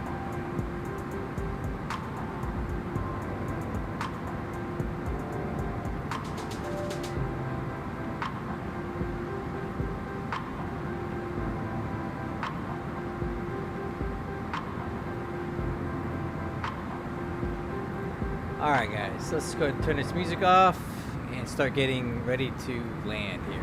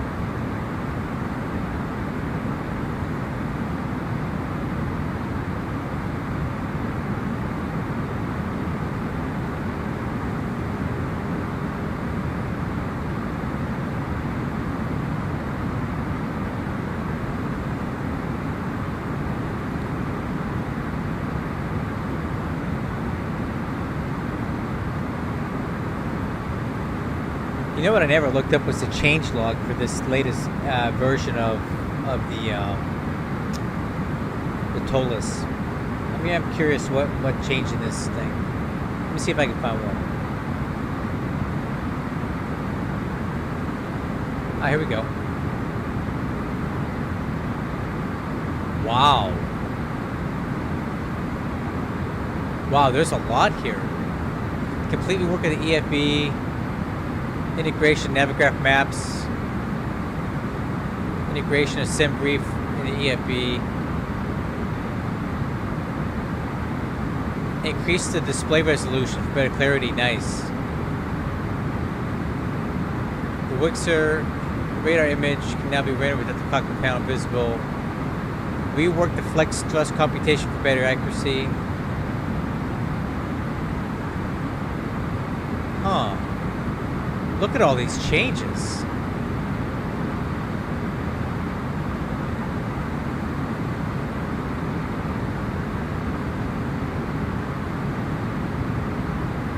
Wow, this is impressive.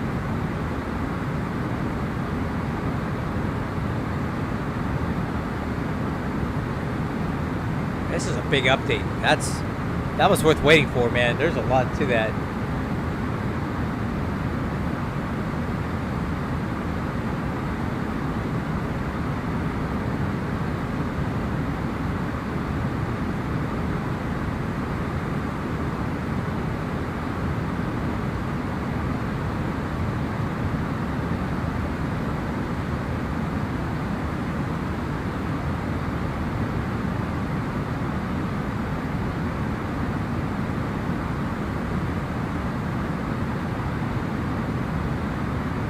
Hey, Austin, if you're still here, do you want to go to LAX or San Diego from San Francisco? I'm fine with either one. You know what? Let's do LAX. We'll stick with LAX. That's fine. I like LAX. We'll go there.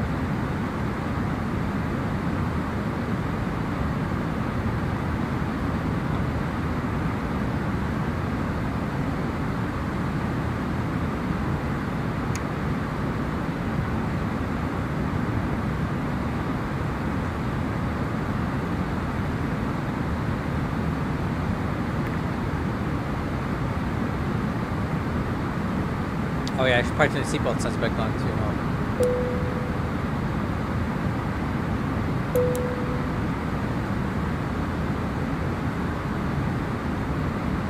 You know what? Now that you mention it, these nav displays do look a lot more crisp. Yeah, this is actually a really nice update that they did. Like all of the fonts and everything on these displays have a much nicer, crisper appearance to them. Now that I mention it, I am seeing that difference.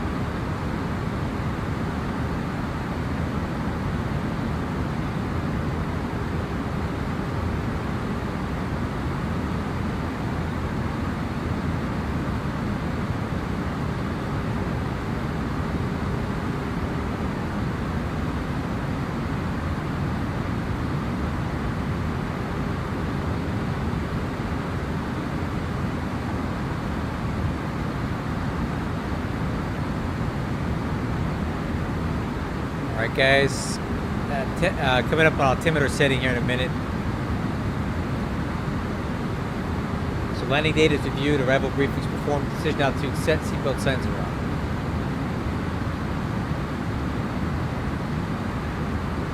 The 777 is very borked. What's borked about it? I'm going to be flying that here next. What's borked with it?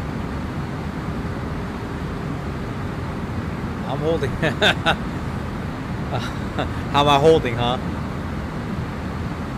I see what you did there. I'm not holding anything.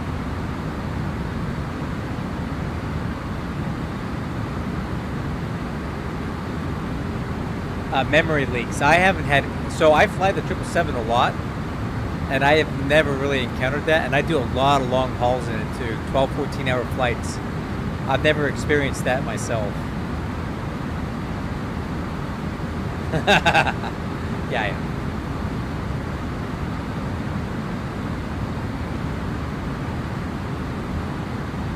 Now, does this memory affect like, okay, altimeters 2993. Does this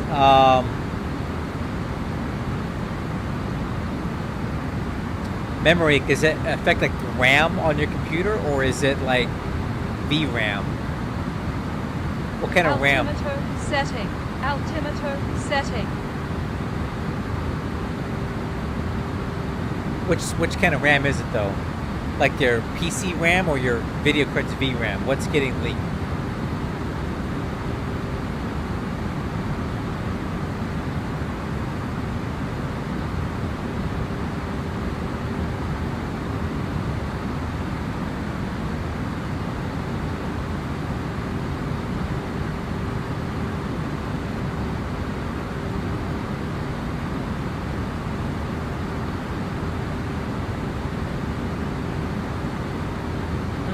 That's strange, man. I haven't had any issues with it myself. I guess I should consider myself lucky, right? Alright guys, a little geology for you. This is the Oakland Bay Bridge here. This is Alcatraz, downtown San Francisco, and the Golden Gate Bridge. And the Presidio is right over here. I was just here a year ago. I really like San Francisco. It gets a bad rap. Everybody says it's gross and nasty, but it's no worse than zinc. All right, I know that zinc's got some issues, and AMD does too.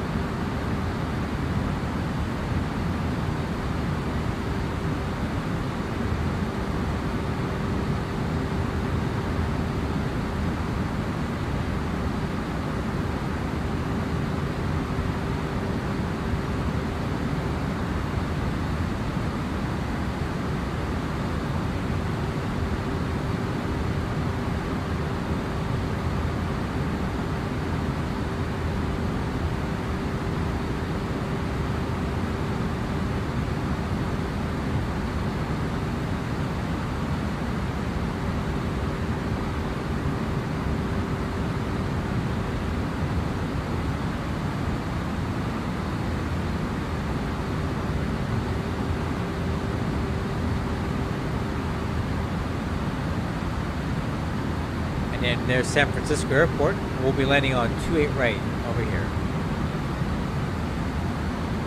And we'll probably be parking somewhere over there. No, I'm sorry. We're going to be parking over here.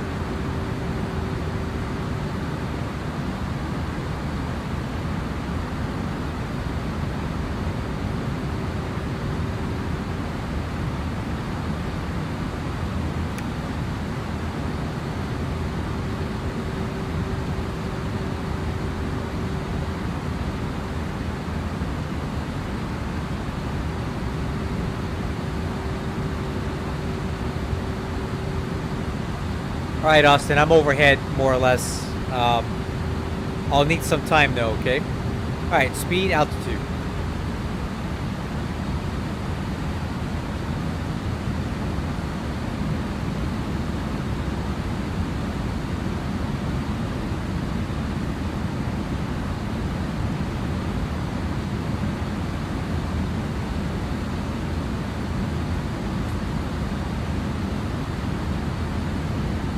Yeah, it's pretty cool, huh? Look at that San Francisco airport down there.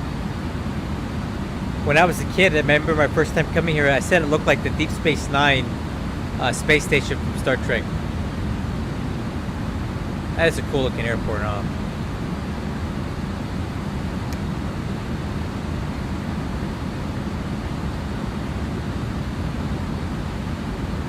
Oh, your son sounds cool.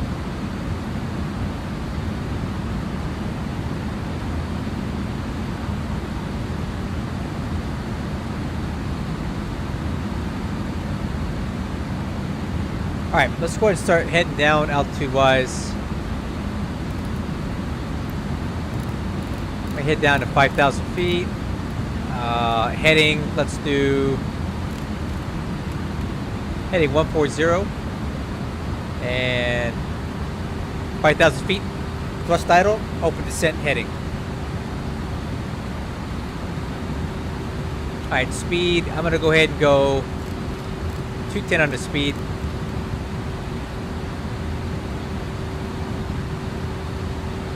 Oh man, do we? Hey, what's up, Cooper? How you doing, man?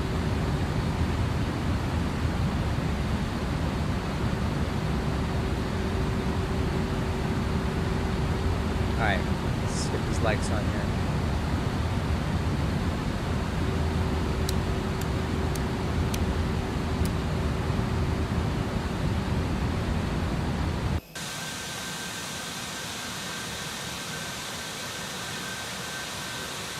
That's a cool picture.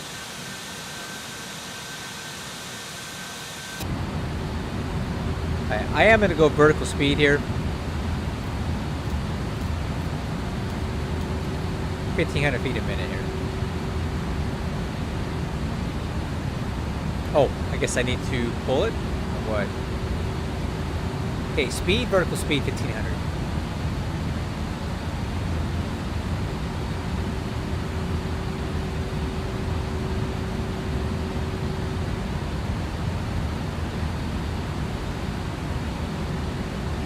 I'll tune into CTAF for San Francisco 12050.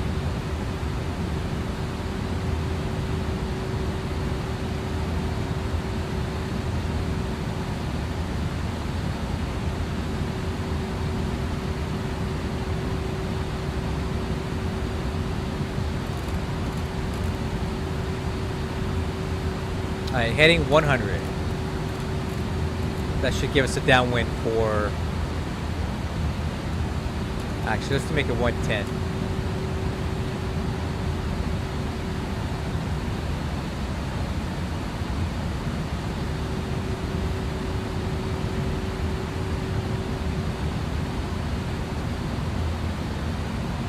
Okay, it looks like there's a FedEx 777, but going into Oakland. Yeah, I was just flew there last night, actually. So... I flew there last night in the 900 ER, and it looks like we got a FedEx 777 freighter going in there.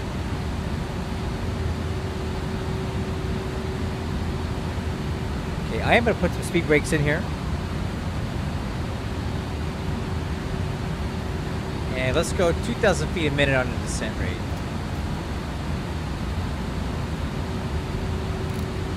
Down to 3.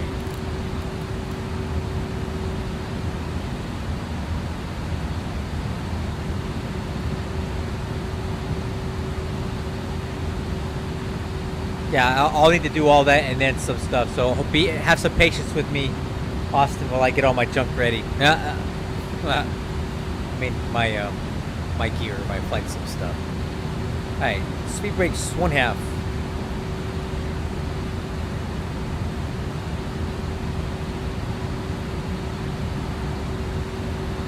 Actually, let's make it 3/4.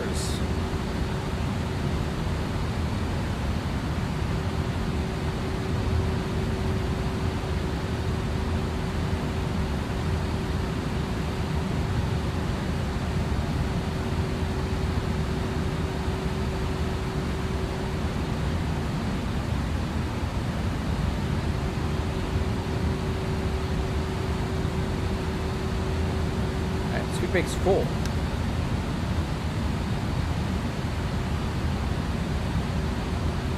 And let's go flaps 1.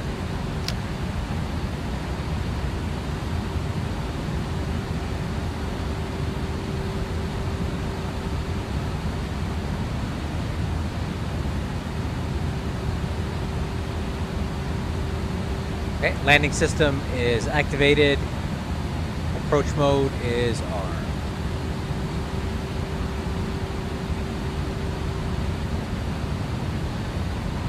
Okay, let's turn it 90 degrees left.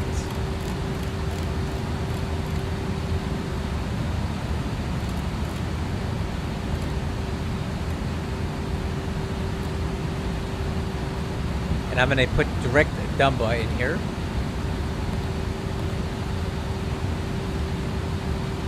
And I'm going to go back to nav. San Francisco traffic, FedEx 223, below 10,000 for ILS approach for runway 28 right. Okay, speed brakes. Retract and armed. Speed 180.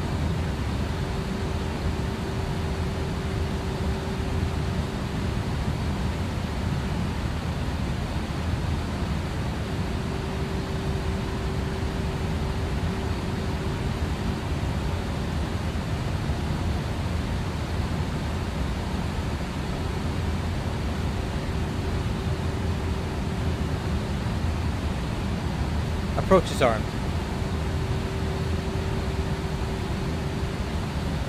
And flaps 2.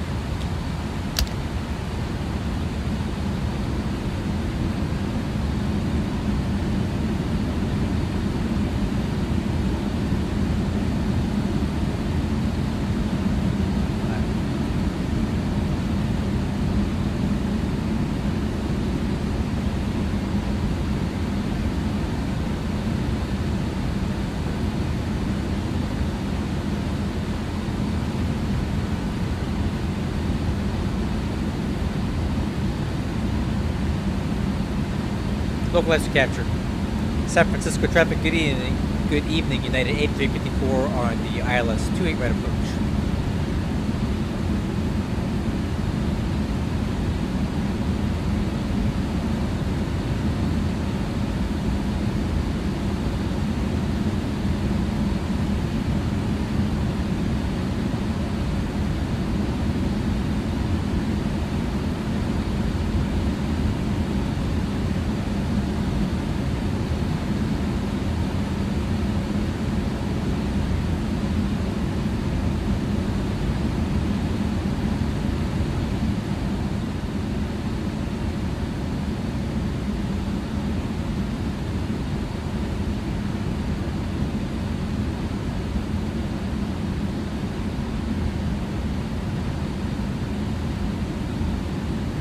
Alright, let's go speed 160. Flaps 3.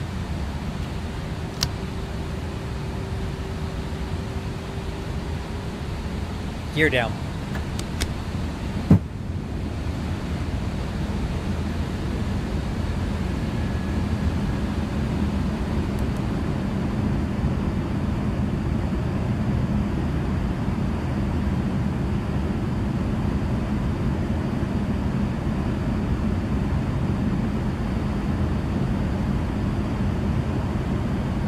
Okay, final approach speed is 137. Flaps 4.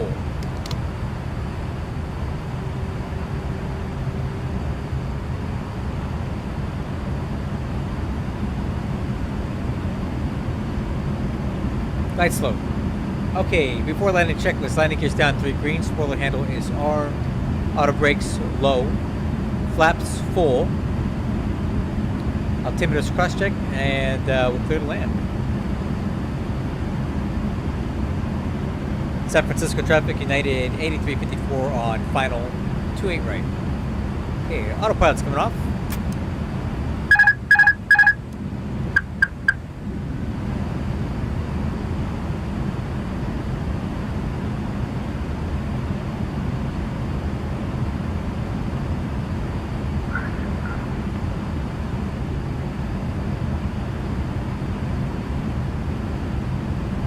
got 16 knots of headwind here, so we're going.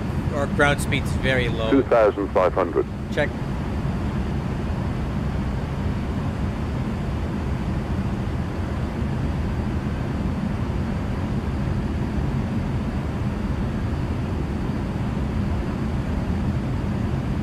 San Francisco, FedEx 223 on base final for runway heavy right.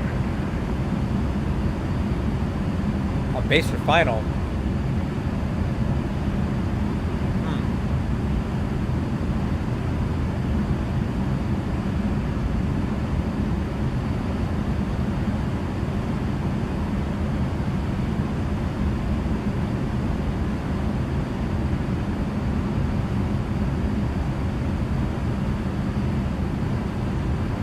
2,000.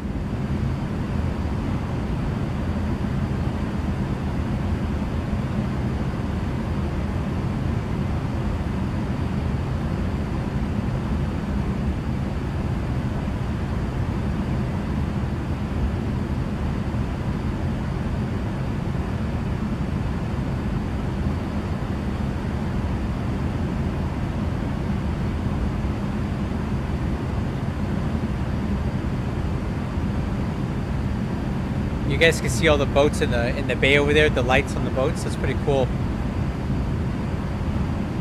So if you see green lights, that's the right side of the boat, and if you see red lights, that's the left side of the boat.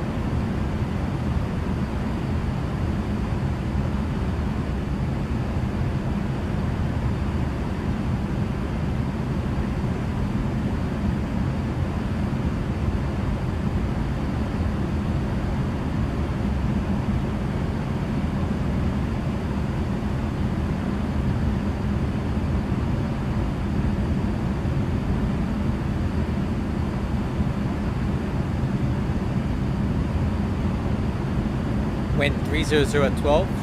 That matches the 8 is pretty good there.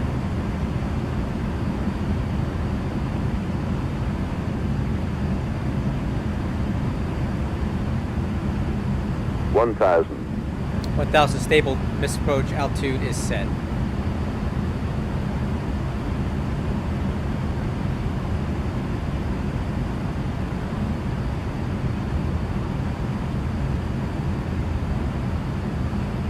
Okay, getting a little bit low, correcting.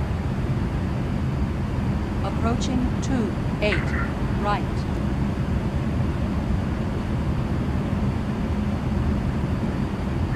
Have a nice landing. Thank you.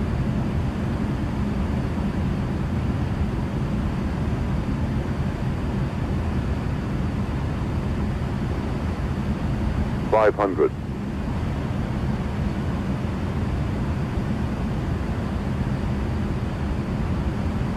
400.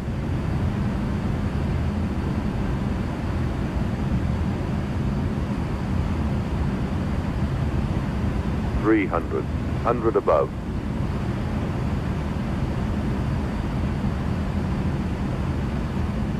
200. Minimum. Continue.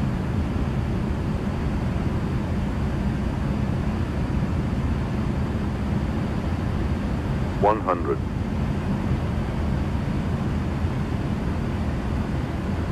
50. 40. 30. 20. Retard. 10. 5.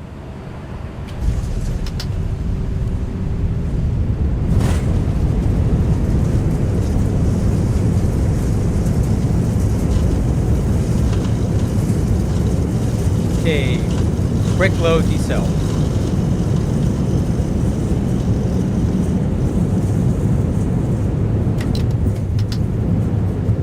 Manual braking. Auto brake off.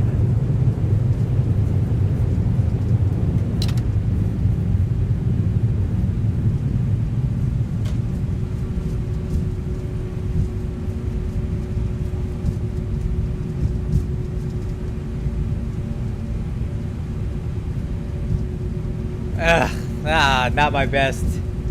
Man, see, that's what happens when I don't play Airbus for 3 months. Yikes. I could tell that it wasn't going to be the best one.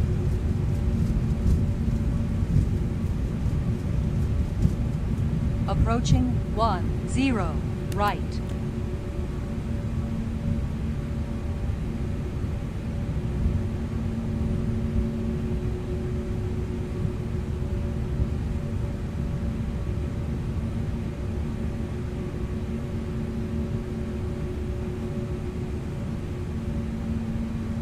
San Francisco traffic, United 8354 is clear of 28 right at Tango Taxi to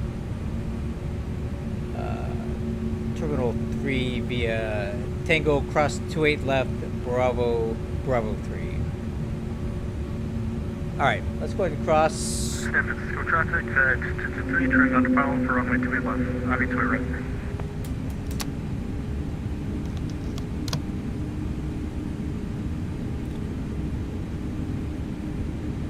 Clear left.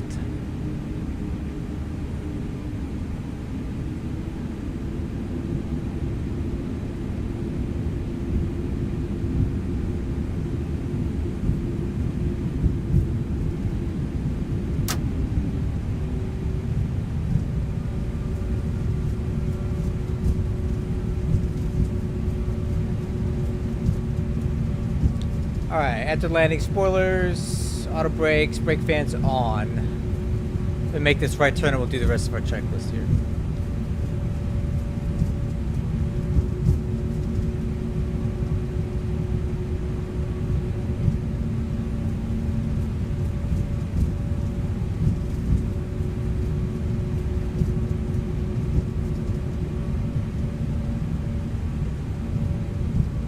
Okay, landing lights off, strobes off. And APU. San Francisco traffic, FedEx 223 on shortbound for runway 2 right.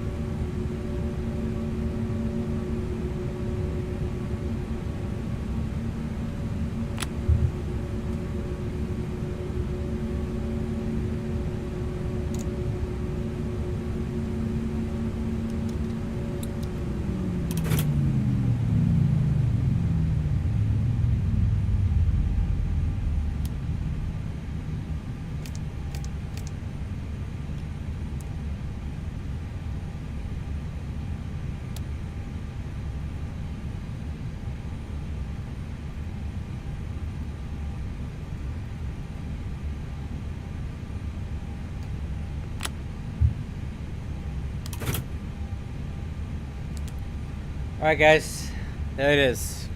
Not my best landing, but it, you know, is what it is, I guess.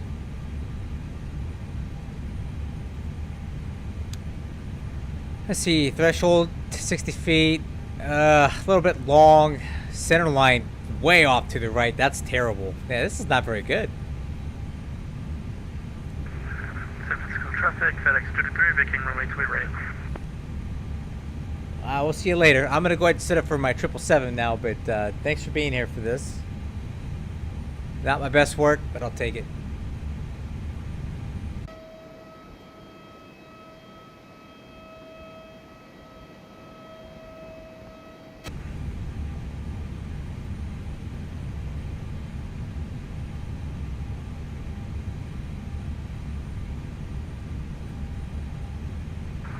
San Francisco traffic, FedEx 223, crossing runway 28 left. All right.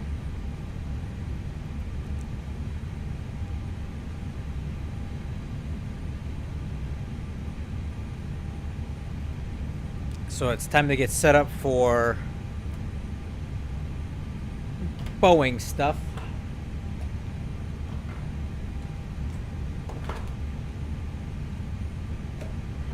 We got one more flight to do.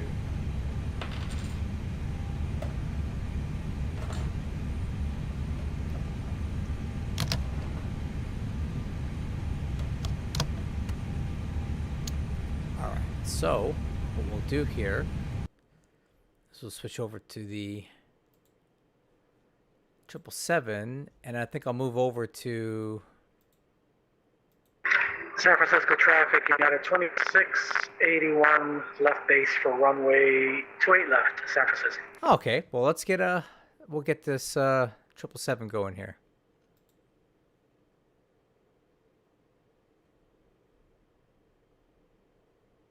Okay. I'll start loading that up, and we'll start a new flight. And let me go ahead and get all this fixed. I got a lot of desk reconfiguration to do.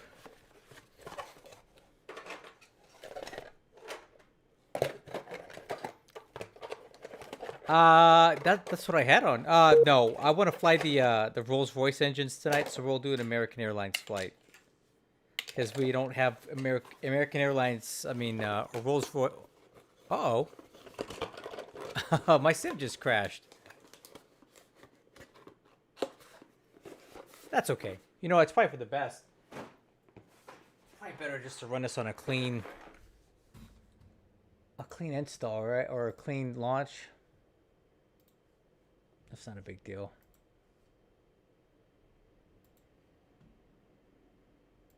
X-Plane 12, loading up. B triple, simple chat Sassel, you know what to say.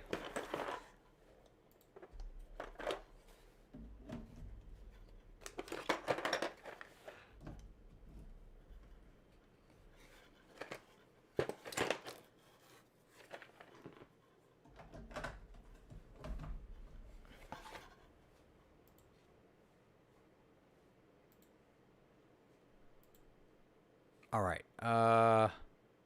Okay, let's launch that.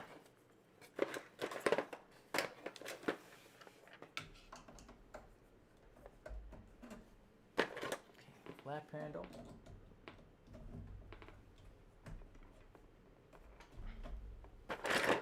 Speed brake handle.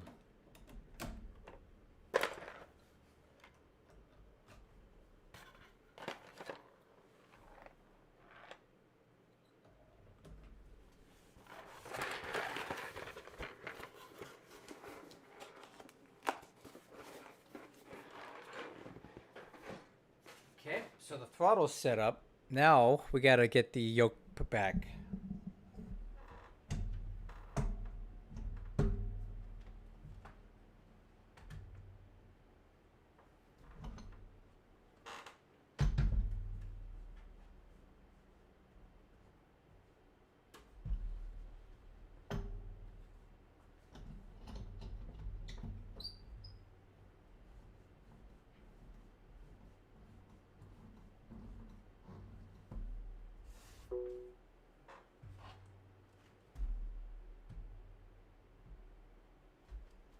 that.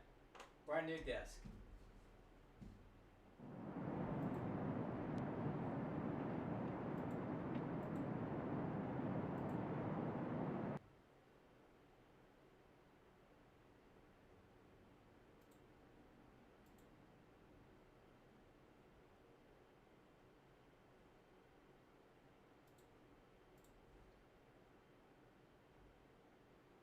Oh, there's a new update. Ah, I'm not updating. We'll fly the old update here.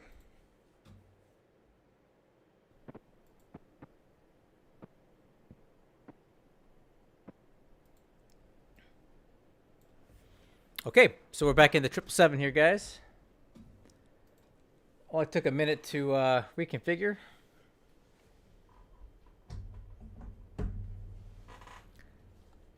Let's do this thing.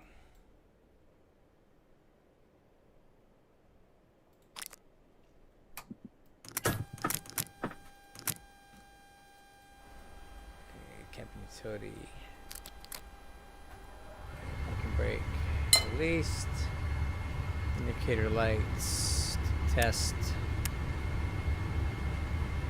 Master bright. Turn that up. ADIRU is on. Window heat is on.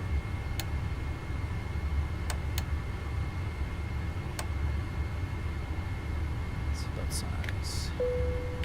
Smoking. Alright. Lights. Nav lights. Logo lights on.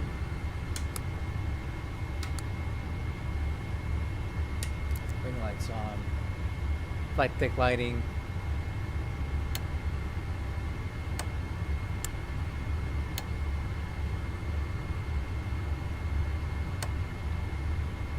Okay.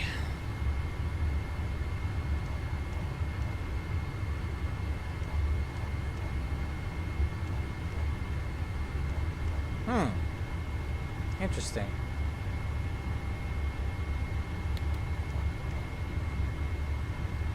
My light controls are not responding. Well, that's a problem. Look at that.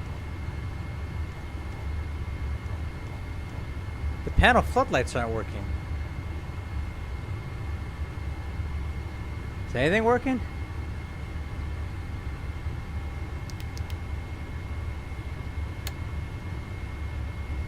Wow.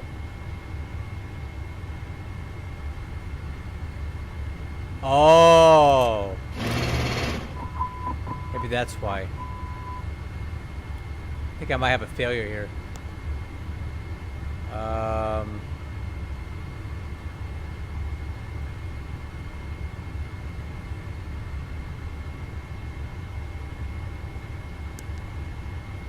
Yeah, isolate left bus tie. That might be it.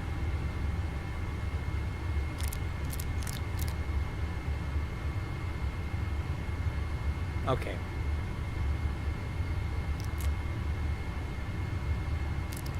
I bet you that's a failure. Let's see if I can fix this. I'm not in a mood for this. Airplane. Failure control. Reset all failures. Hey, look at that. That's better. Okay, let's press on here. Okay, so let's go ahead and get our flight set up here. So we're going to SFO. It's a free flight. American Airlines 772 KSFO to KLAX. Great flight. 93.95. Okay, now we're going to go ahead and book that flight or create the flight. 9395 from KLAX. Correction, KSFO, KLAX. American Airlines.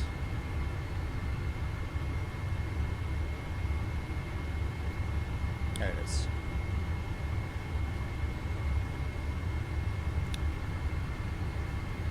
Generate.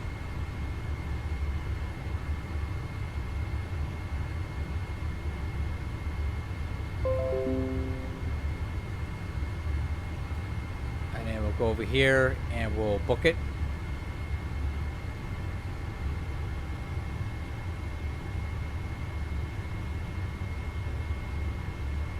Okay, 93.95. Now we'll log in.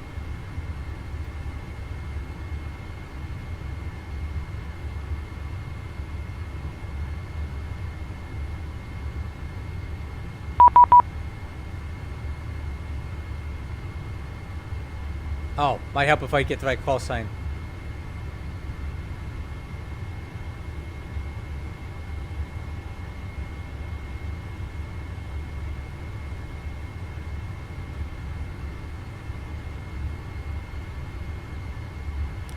Let's try this again.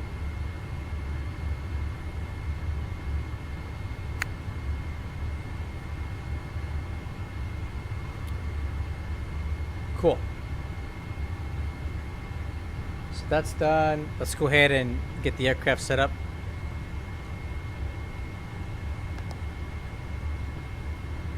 And let's go over to external services. CPDLC is American 9395. Connect. And then Navigraph is going to be okay. Now over to weight and balance.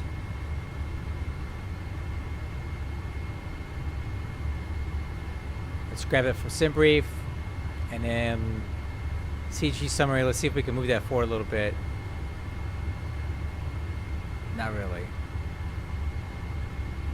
That's what it's going to be. All right. 30.4 loading page. Simultaneous full load.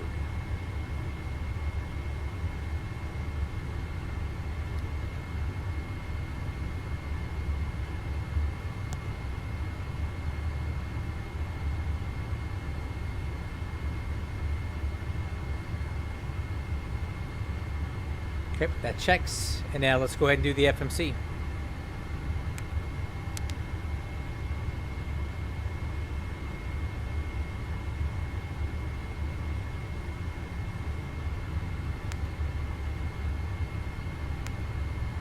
And we'll request a route. While we do that, I'm going to grab some water.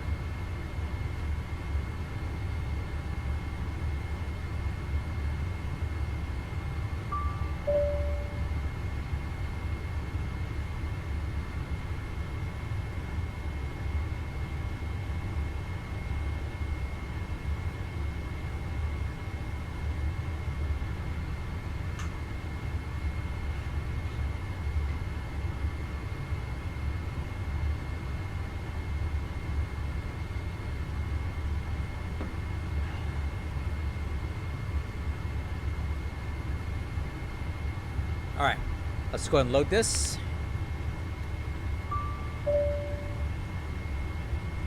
And then let's go ahead and insert this. 28 left, West LA 5, Sussy. So departure, West LA 5. Sussy transition, 28 left. On the arrival, we're going to be doing the Iron Man 2 from Burgle.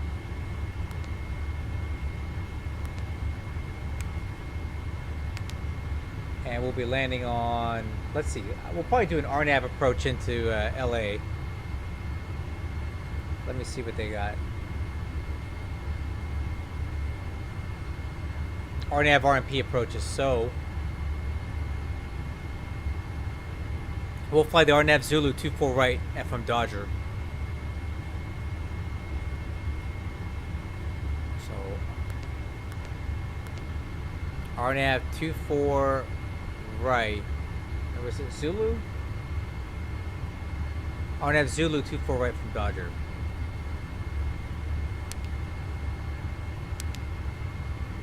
Cool. And let's take a look at this.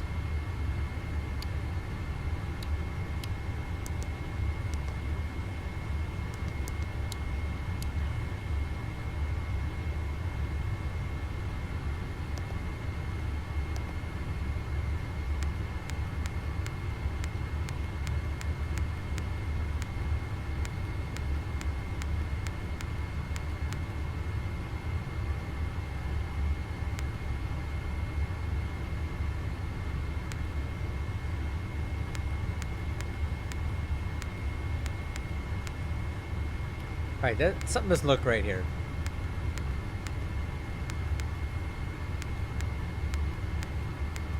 There's probably a vector in here somewhere, right?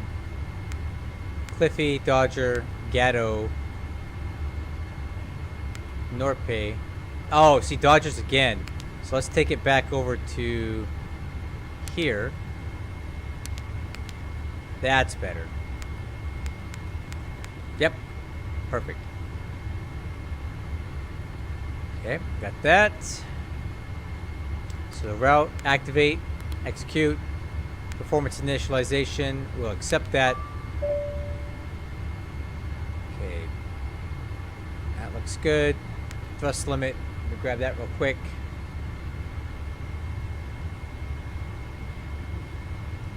TO 256.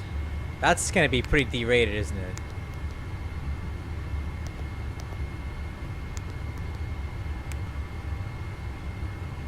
Oh, that's weak sauce, dude. We're not doing that. There we go. TO 150 is fine. Flaps 5. CG will be 30. 28, 29, 37.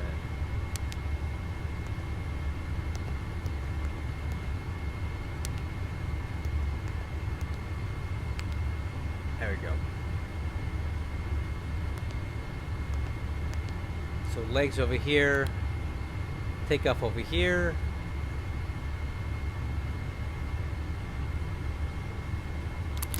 Alright, IFR clearance is not available, but we have a squawk code of 3640.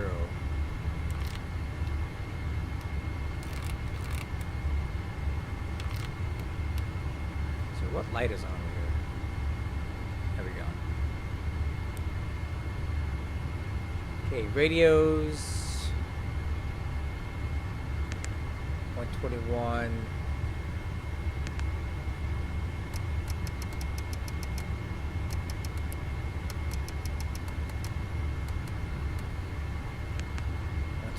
.5.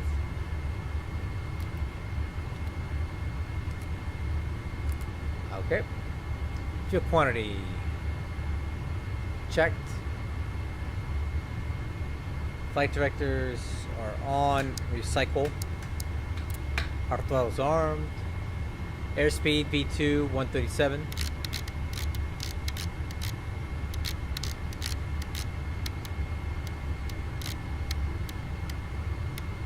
Heading. I'm not ready for that yet.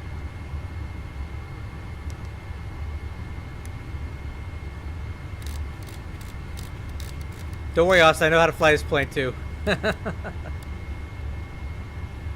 Alright, altitude. What is our cruise tonight? 370.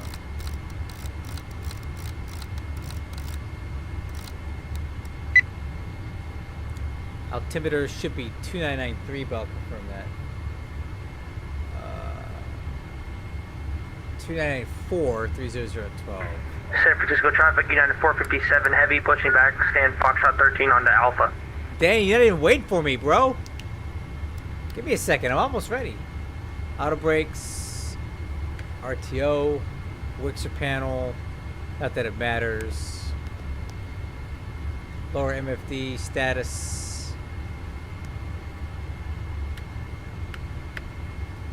APU gens coming on, and departure briefing. Alright guys, we'll make this quick because I'm going to be landing in less than an hour, about an hour, maybe less. We're just going from San Francisco to LA. Austin doesn't want to wait for me, so.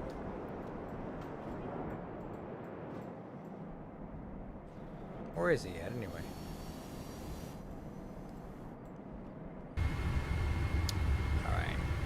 Alright guys, let me rush through this. West LA 5 departure. After West LA, 230 knots at about at 230, and then direct to port, and then as filed. Taxi is going to be pushing back onto Alpha. We'll take Alpha to Foxtrot, cross the ones, full length of 28 left. Alright. Doors and windows are closing. Make sure we have AP gen on. Okay. We can go ahead and pull all this stuff. And the parking brake. Air Disco traffic wise 398, we're going to be sending on the Bodega 4 from Merlot. We'll plan to set up for the ILS for 28 right, San Francisco. Hydraulics coming on. Fuel.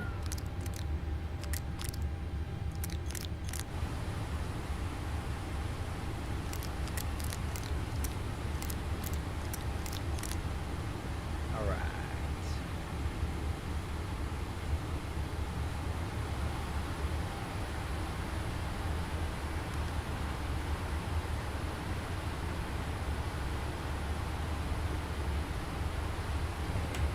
Hey, cars.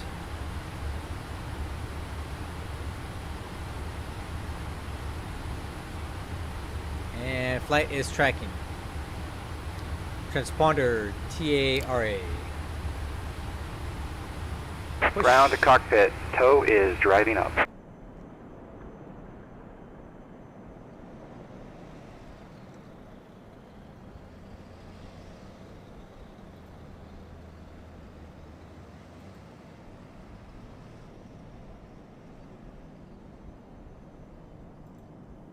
Okay, all doors and hatches are closed, ready to connect. Alright, clear to connect. If you don't want to wait for me, Austin, that's fine, man. I'll need a couple more minutes to get started here.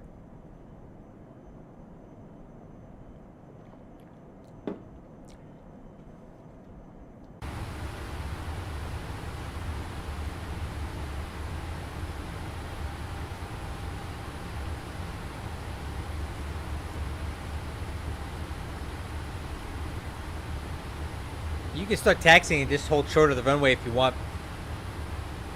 I'll be ready to, I'm pushing here in just a second.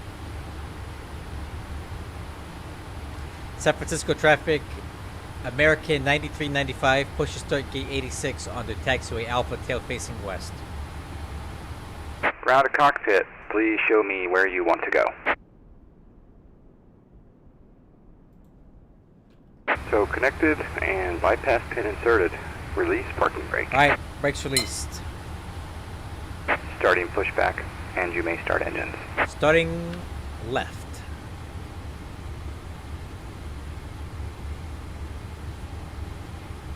Okay, rotation on the left. Oil pressure's on the rise. Fuel on left.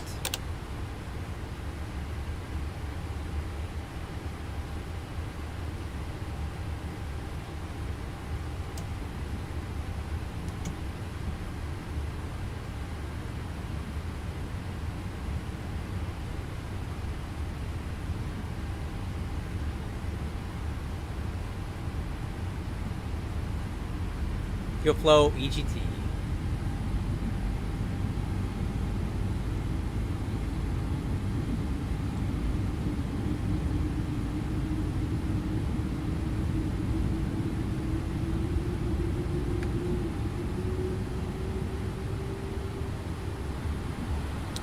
Okay, good start on left, starting right.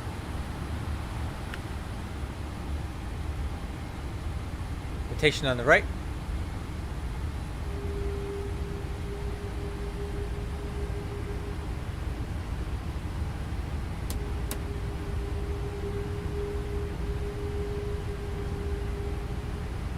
Okay, fuel on right, oil pressure's indicating.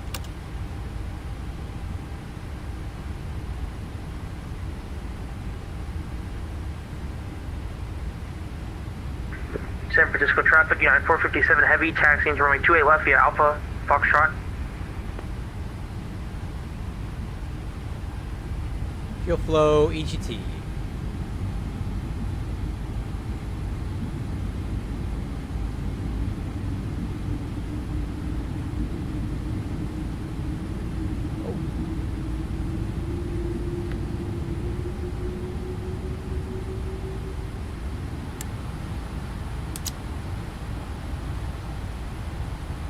Okay, good starts. At the start, checklist.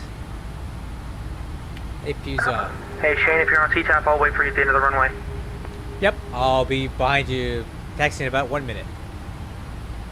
Alright, flap set takeoff, flaps 5. Step trim, I've already set 3.25. Takeoff data is reviewed, takeoff thrust setting 1.30 EPR. Taxi Hey. lights. Quit blinding me with your taxi light. Alright. Turn it off. Okay.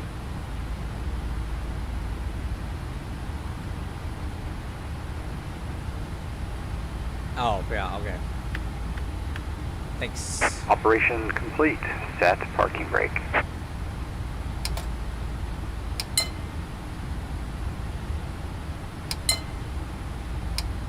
Brake set. Disconnecting tow. Stand by. Okay. Flight controls check. Ailerons left. Ailerons right. Elevator up. Elevator down. Rudder left. Rudder right.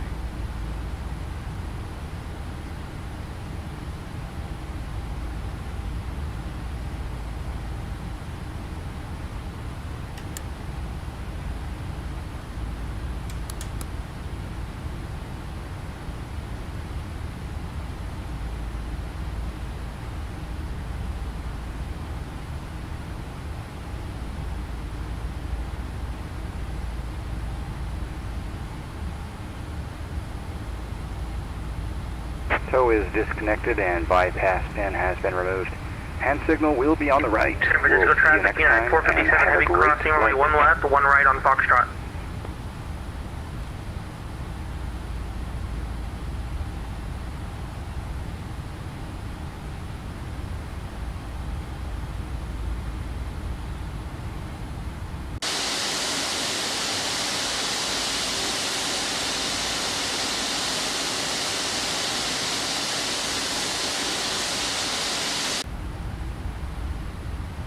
San Francisco traffic, American 9395, taxi to runway 28 left via Alpha Foxtrot, cross the ones. Alright, let's go.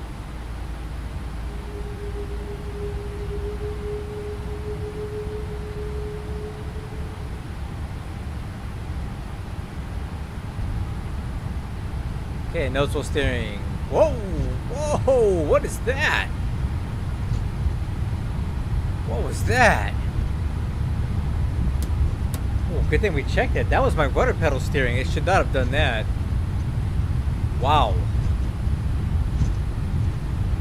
Oh, the brakes checked.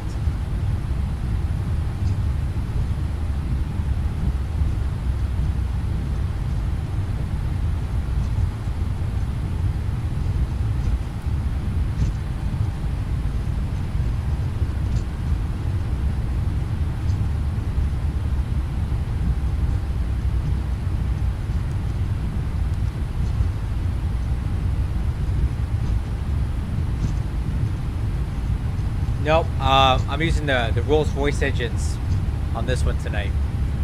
American Airlines.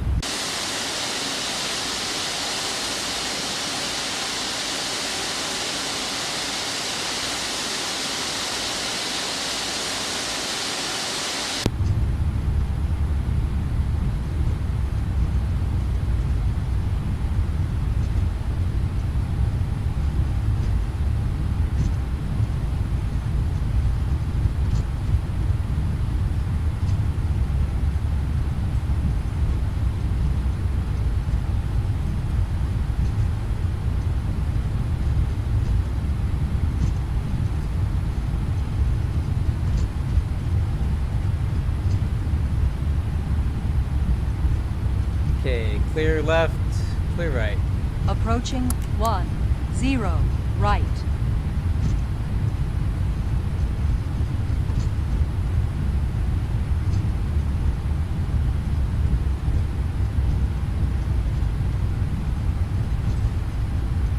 San Francisco traffic, United 457 heavy, lining up, runway 28 left. Approaching runways. Approaching runways. I'm not quite sure what that means.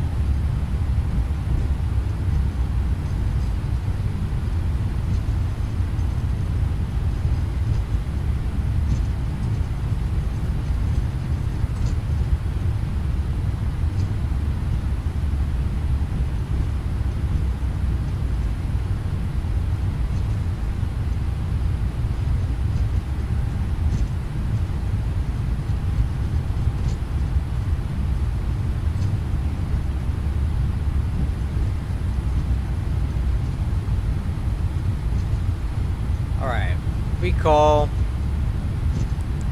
It's checked. VNAV, LNAV is armed.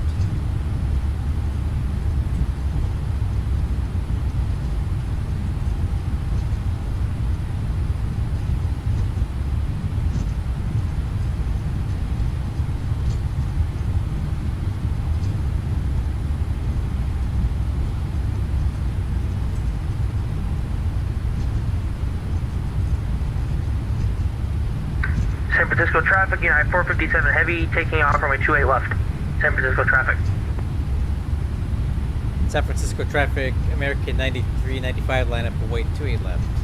Alright, I got a little timer going for wake turbulence, 2 minutes.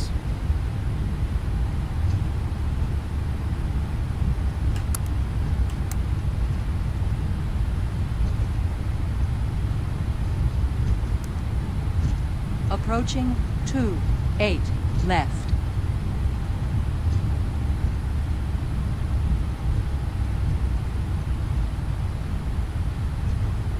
San Francisco traffic, Y East 398, we're descending through 15,500 at Lozit on the Bodega 4. We're going to be setting up for the ILS 28 right, San Francisco. On runway 28 left.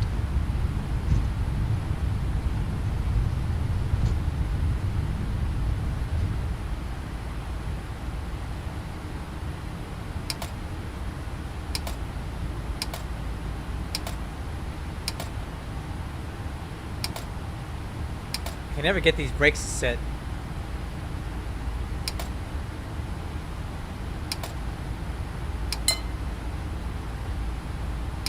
Ah, whatever. I'll just hold them.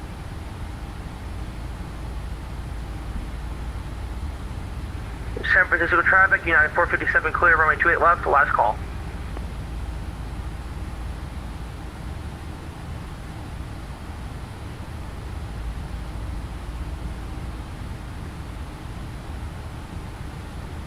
Another 30 seconds and we'll go.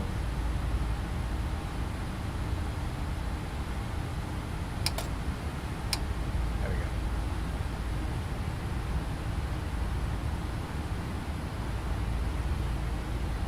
we go. Close enough.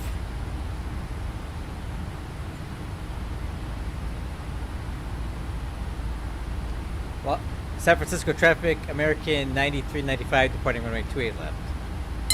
Alright, let's do it, guys.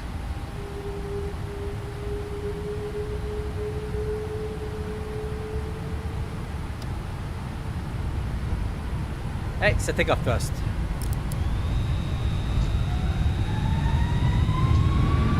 Thrust draft.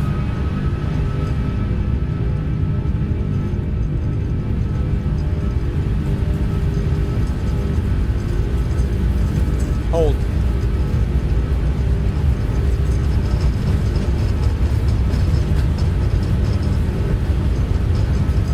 Rotate.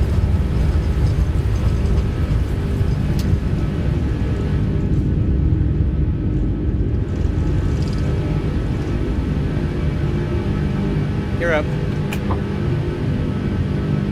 Ooh, wow.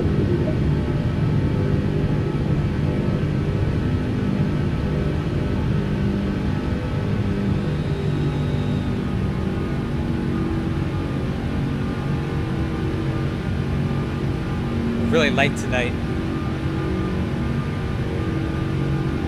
That's a good traffic, Y East 389, we're going to be crossing midfield at Bricks at 11,000. They'll be direct eddy for ILS 28 right, San Francisco. San Francisco traffic, American 9395 is clear, 28 left, last call.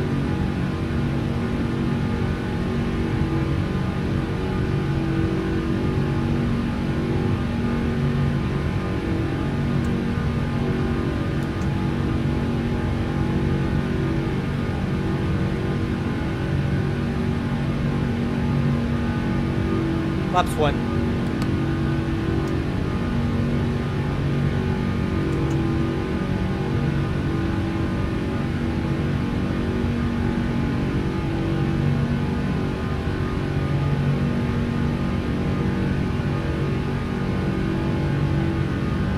It is. I don't think that their refresh rate is necessarily that correct.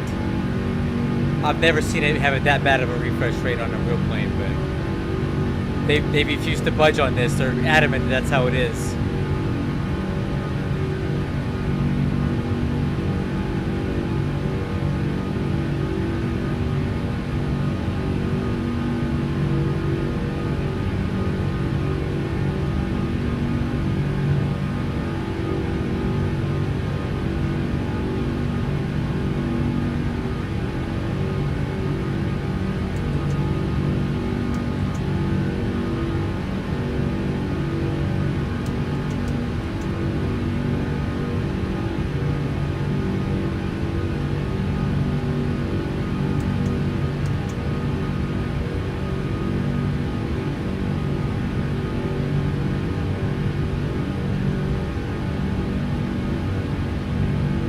Okay, 250.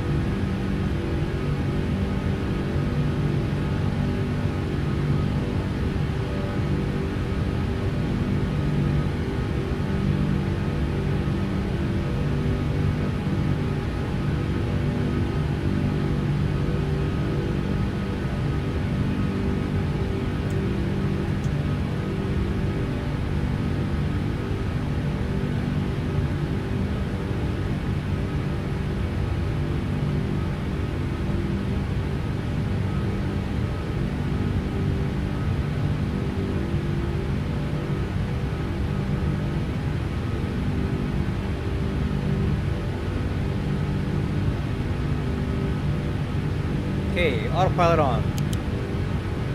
After takeoff checklist, landing gears up, flaps up, recall.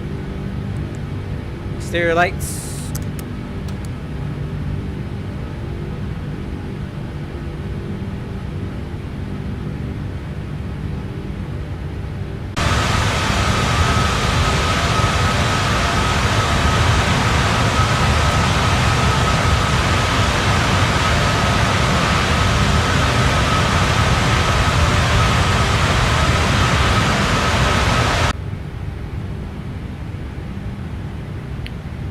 Alright guys, heading to LA. It should not take long at all.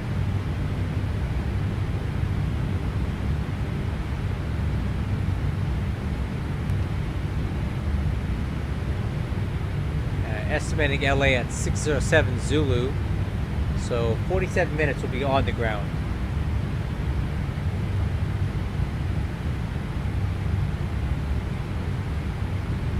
Aren't they like, this is why I like this. So full disclosure, I hate American Airlines in reality. I can't stand that airline. I think they're the worst. But they have 777s with Rolls-Royce Trent engines that sound really, really good in the sim. The GEs and the Pratties just don't sound the same. I primarily fly United Airlines stuff, but I don't like the sound. I like the sounds of these Rolls-Royce engines, so I fly American Airlines just for that reason.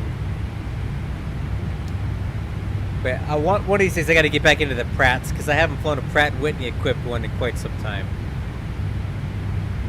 You know what? I need to add the anti-ice to my checklist here because I always forget to turn that on to auto. So let's go ahead and fix that while we're flying. Thanks for the tip on that.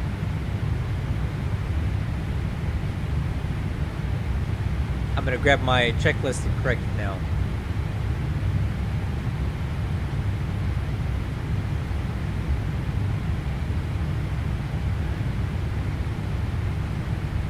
I'll probably put it here after, let's see. I'll do it after I do the fuel because it's a flow, right?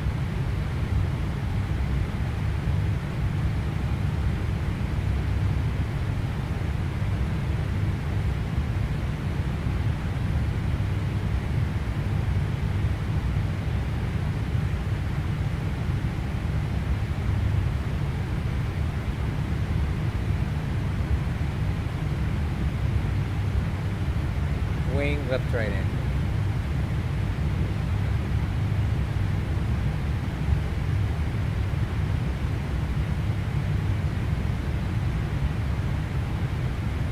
There we go.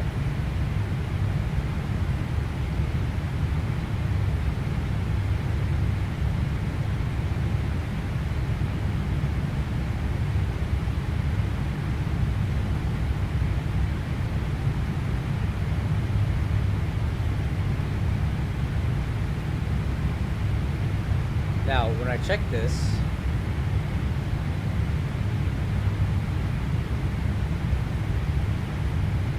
alright, let me reload this.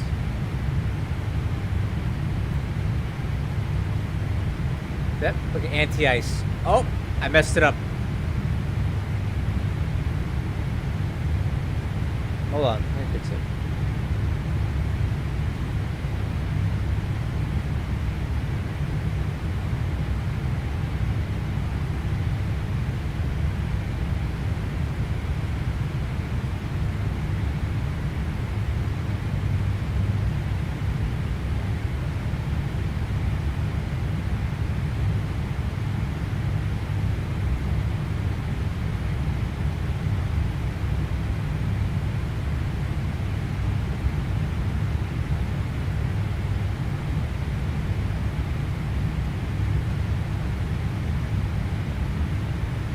There it is. Nice. Don't forget that again.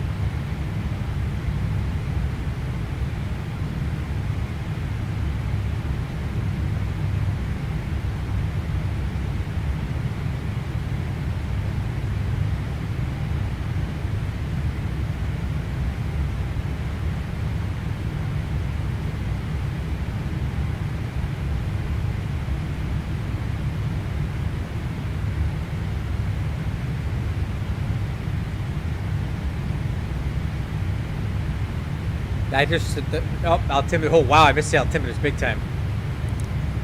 The only problem is that the 300ER, there's no engines big enough in the world other than the GE90 110 or 115s to move it. So there is no other option. There's just nothing else that's big enough to put on there.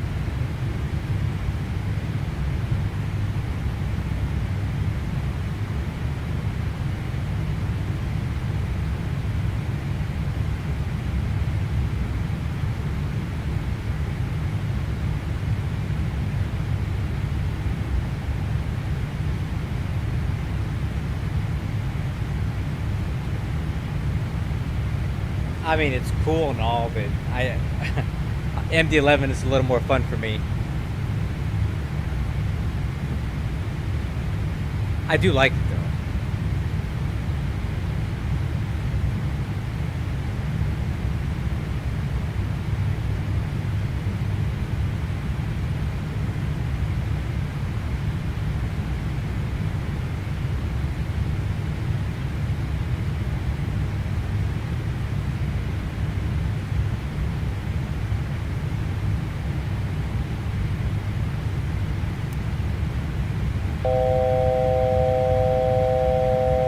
1,000 to go.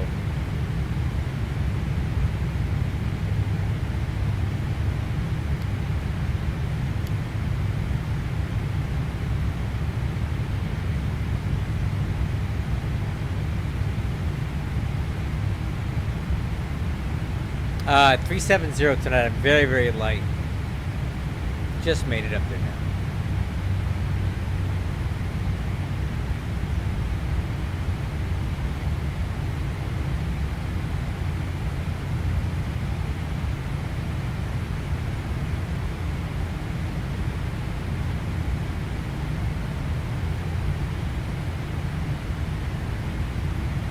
Okay, top of descent is at 128 miles. 544. So about 16 minutes we'll be heading down. Not too bad. Yeah, you're probably a lot heavier than I am.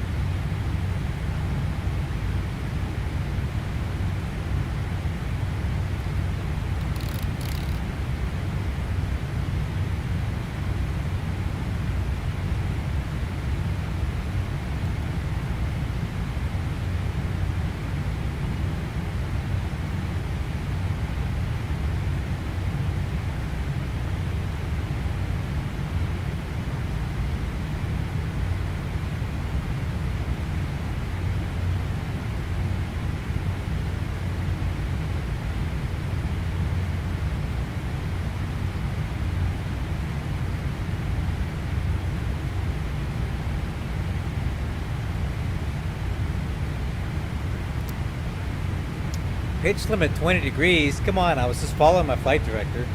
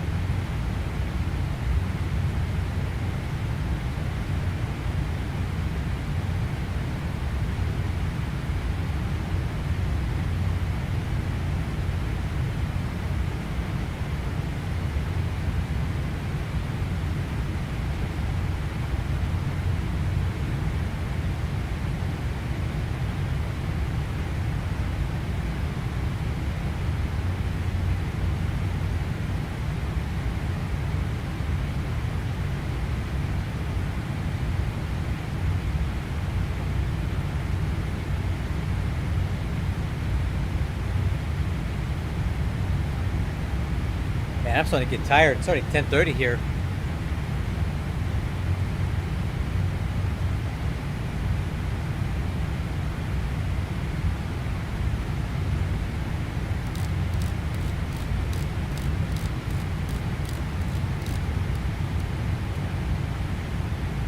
Yeah, get this landing in and I'm going to bed. But it's been a good night of flights. I'm glad I got that Airbus flight in. Definitely need to work on those landings, but that's always been my weakest point whenever I'm doing a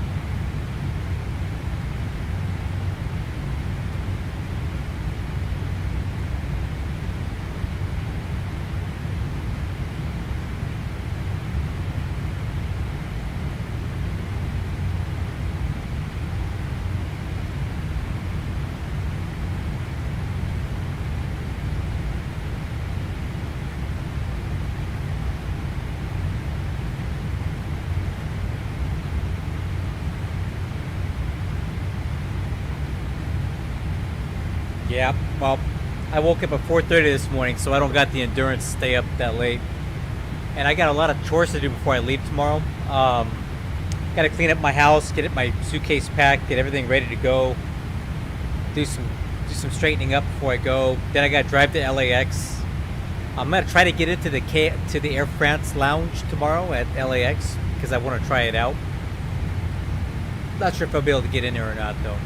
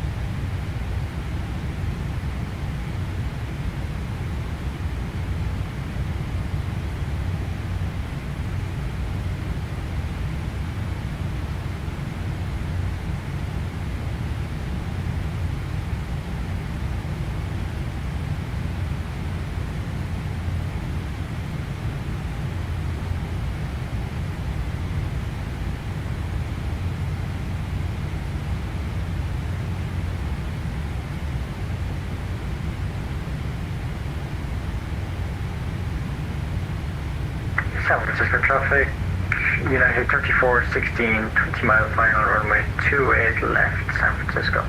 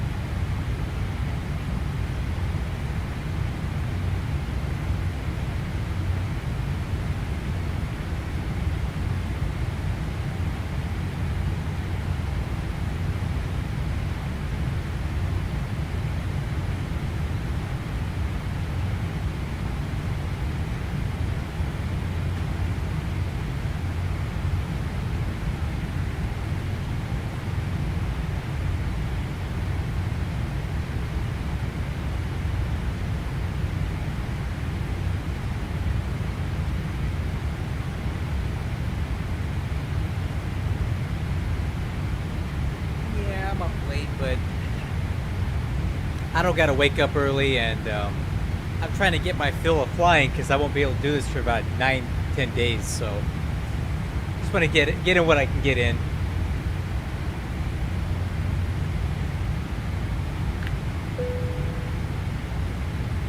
All right, top of descent, 63, 545. I guess we can start running some numbers here.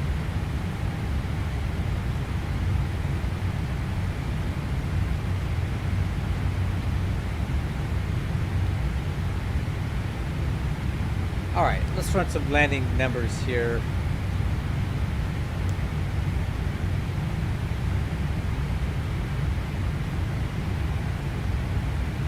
Current weight is 381.4.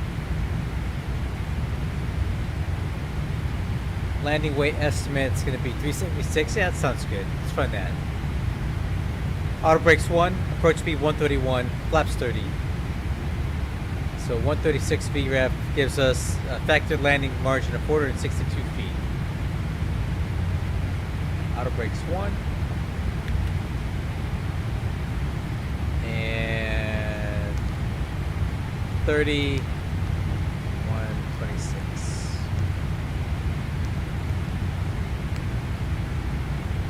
Okay, auto brakes are set. Arrival briefing. We are San on. Francisco traffic United 3416, 5 man, final 28 left, San Francisco.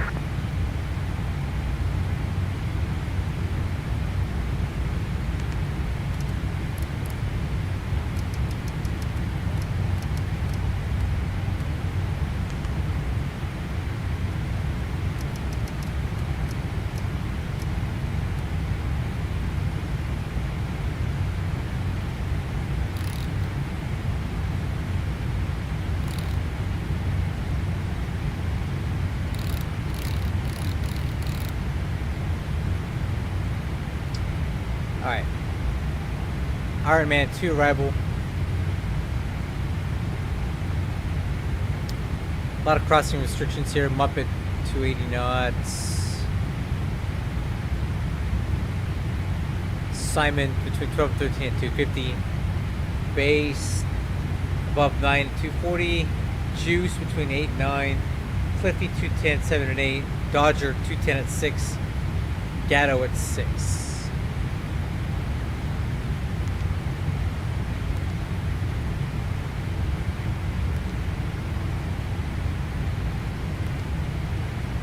Oh, never mind. After Dodger, we're going to transition to Norp. We're going to keep this coming around for the RNAV.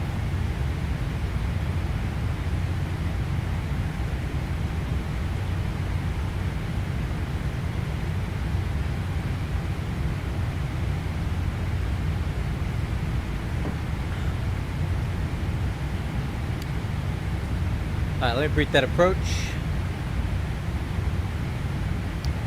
RNAV Zulu 24, picking up a Dodger and go to Norp. Blazes, Mubme, Kobe. Mubme 25, final approach fix Kobe 22, 3-degree glide path. Touchdown zones at 122. RVR 3/4 miles, decision altitude 586. MSA 7700, missed approach, climb on 2000 on track 251 to Ide Guppy, and on track 263 to Rafts Hole.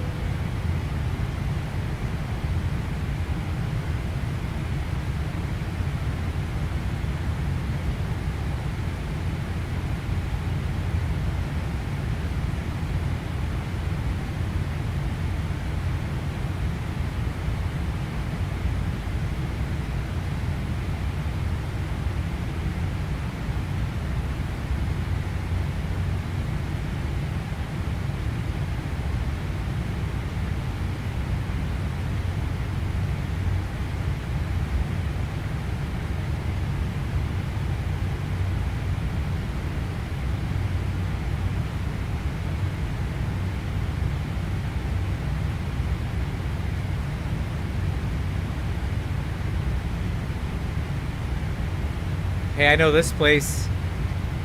Morro Bay. My kids are going to be going up there with their mother this week. I'm glad for them. And then over here is San Onofre. Not San Onofre, Diablo Canyon.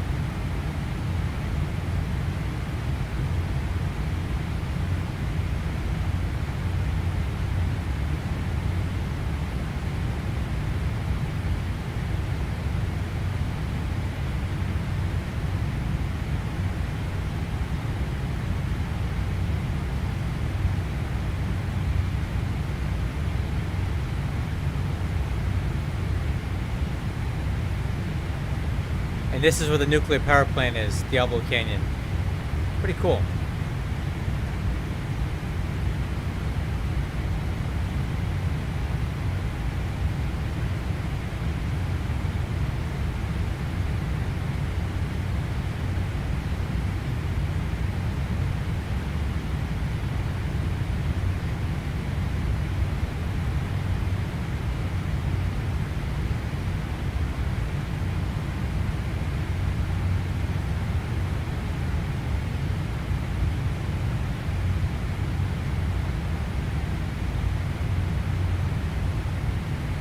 Check this out.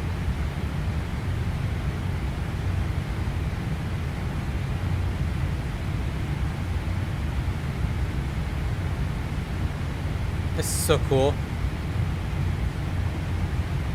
Diablo Canyon nuclear power plant.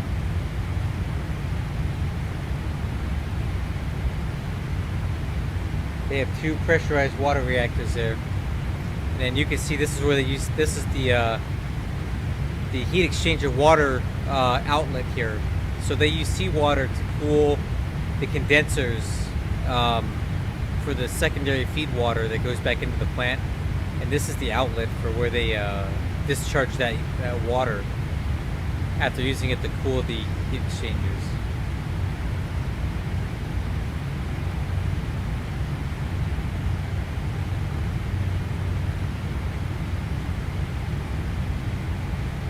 Reset MCP altitude, okay.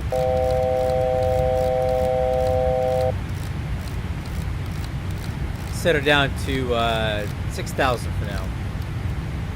I think if I didn't work, at a in the Air Force, I think I would have liked to work at a nuclear power plant. I think that'd be a really awesome job.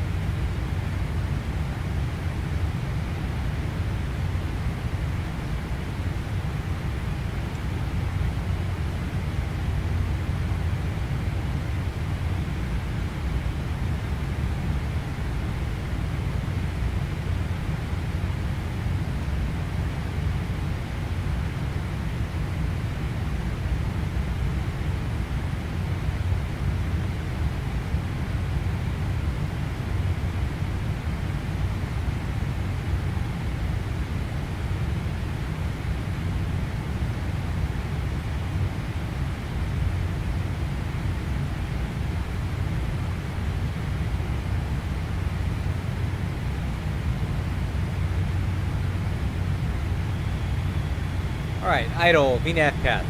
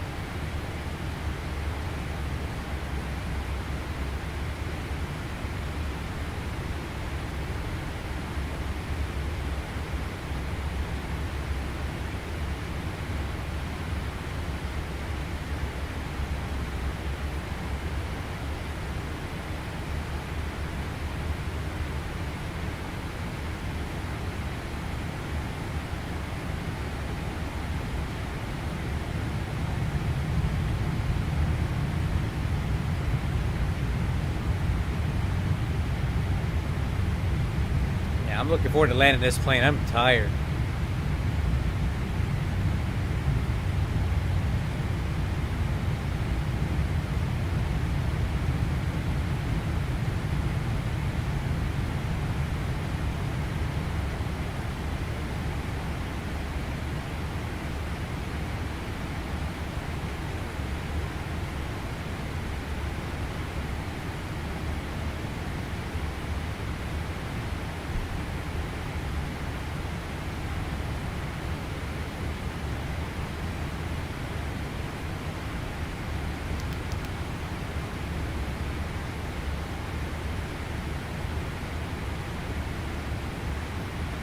Okay, speed 294.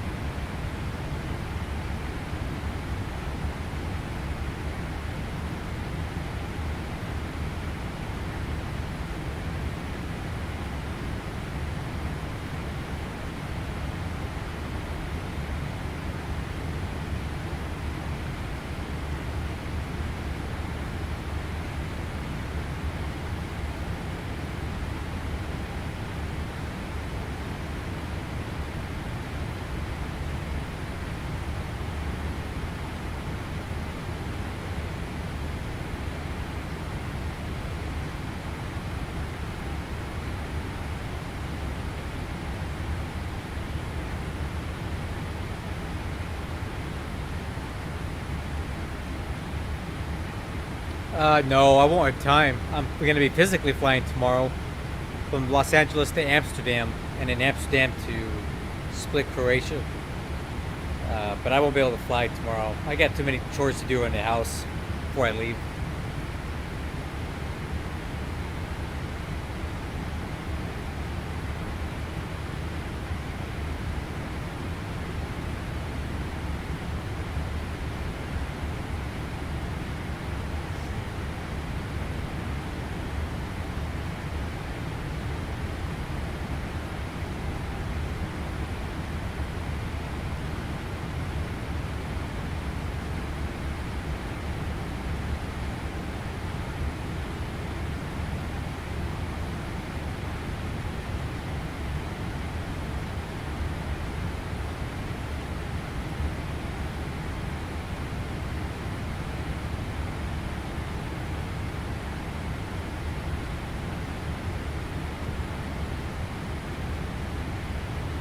me get one last weather check here.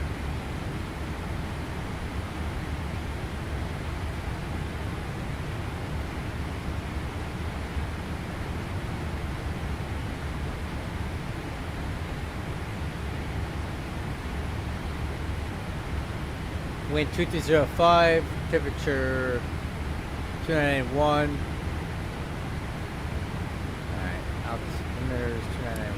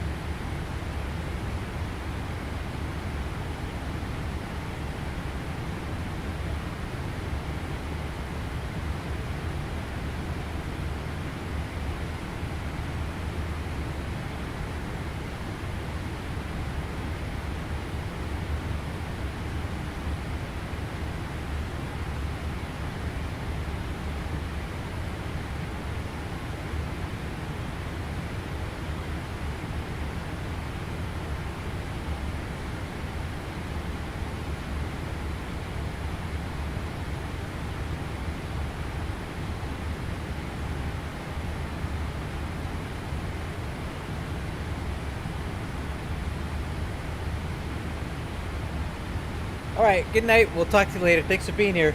Sleep good.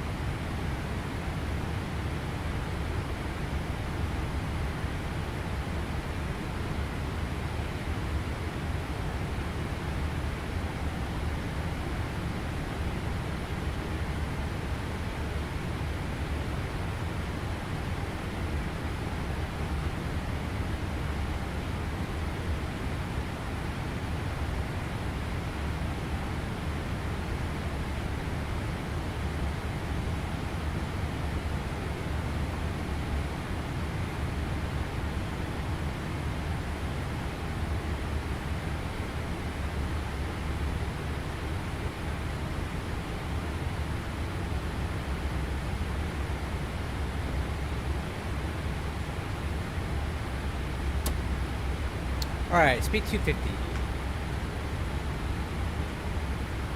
I know we're kind of far out, but I'm going to go ahead and dial in the Los Angeles CTAF frequency so I can hear what people are saying. Alright, set. Alright, I do see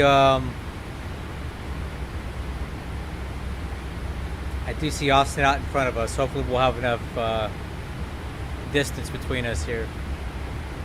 I know he likes to typically fly ILS approaches, and I like to do RNAV approaches, so could potentially be a little bit of a conflict depending on... Well, no, I'm looking at this. He's pretty far ahead. Bush should be fine.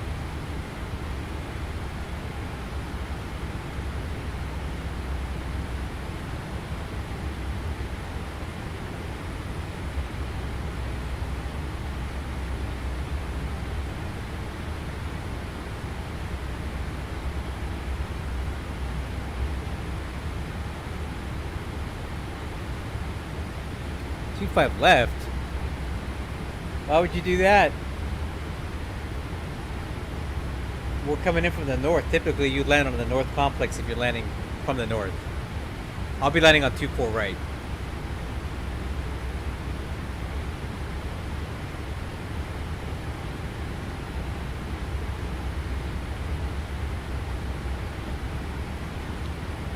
I suppose it doesn't matter, right? Who's gonna tell you no? Okay.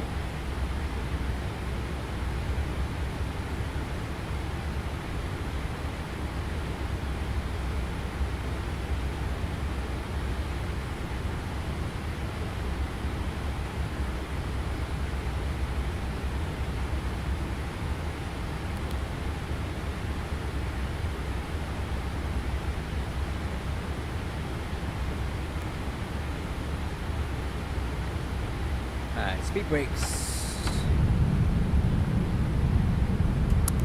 Lights on.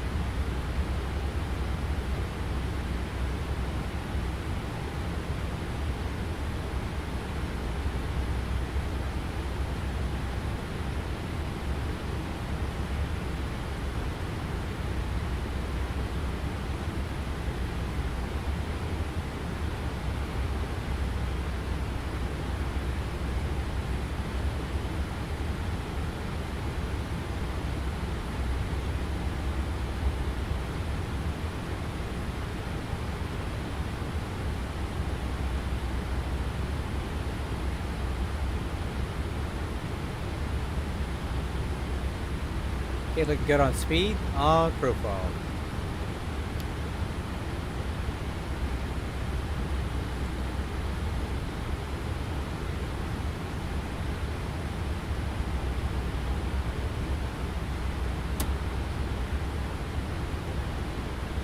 Speed 210.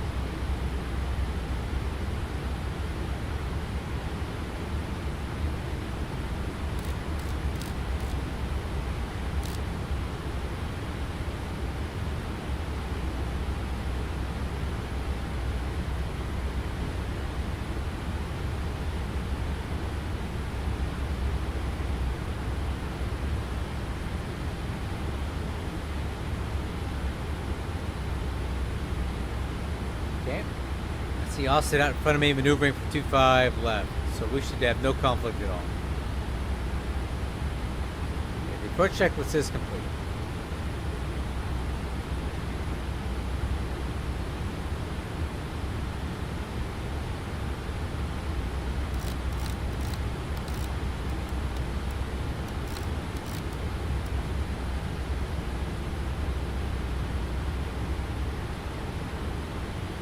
There's downtown.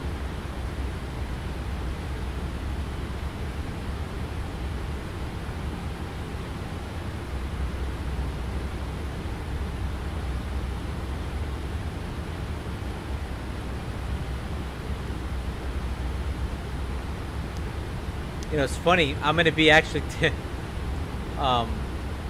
landing. I'll be taking off out of here. I'm driving here tomorrow for real, and I'll be taking out of here, out of the international terminal at LAX tomorrow. Speed brakes.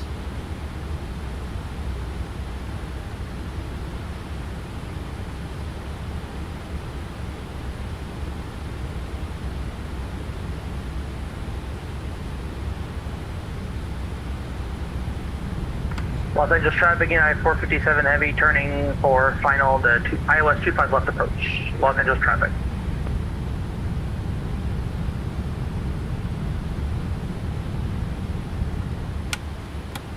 Alright, flaps 1.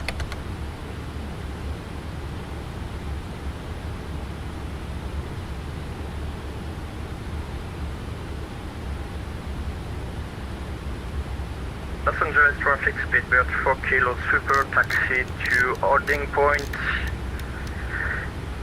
Echo 6, runway 2 our left via Echo 6. Los Angeles traffic. Speed brakes. Speed 180.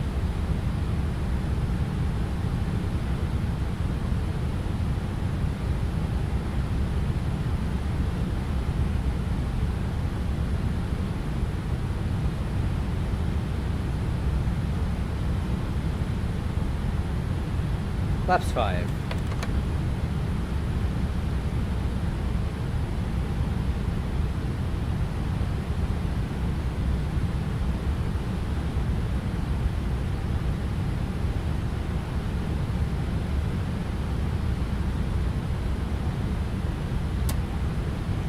Los Angeles traffic, American 9395 on the RNAV Zulu runway 24 right approach.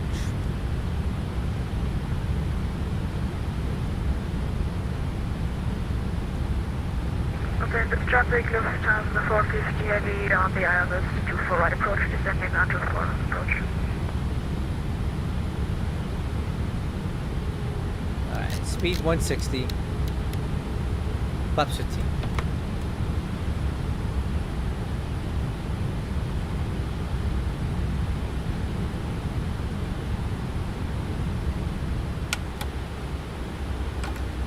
Okay, speed brake retracted and armed.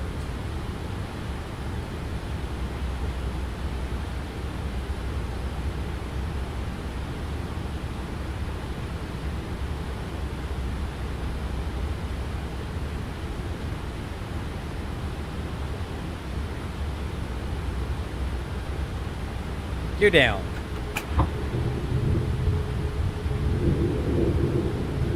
Okay, reducing the final approach speed, 131. Flaps 25. Correction, flaps 20.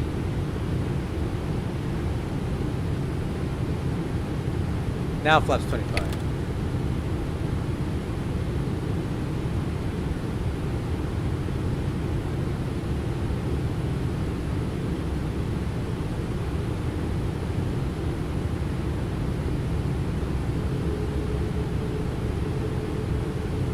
Flaps 30. Landing checklist. Landing gears down. Spoilers arm. Auto brakes 1. Flaps. Holding for flaps.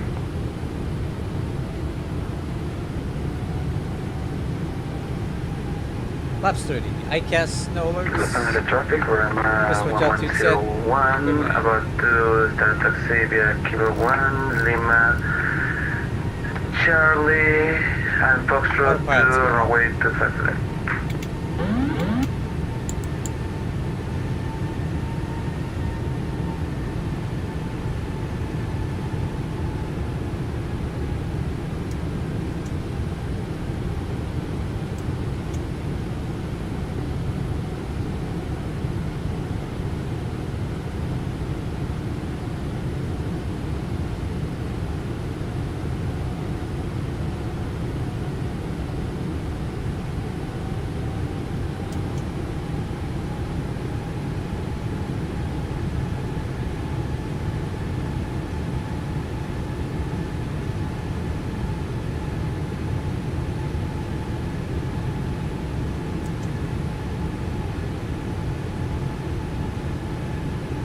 Los Angeles traffic, American 9395 on final 24 right.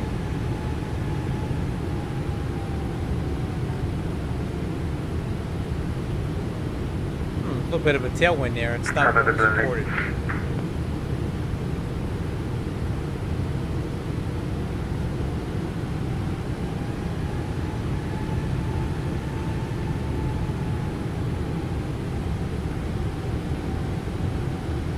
Okay, 06 0105.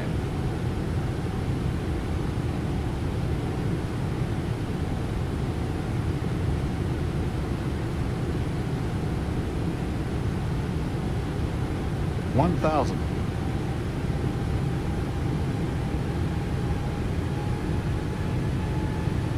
A little bit low. I see 3 reds. Correcting. Okay, back on glide. Let's push altitude set.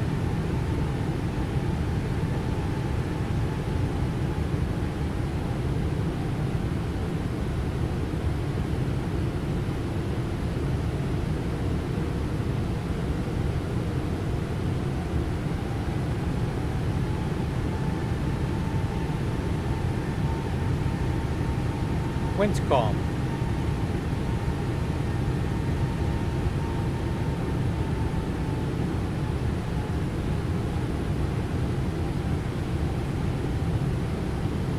$500.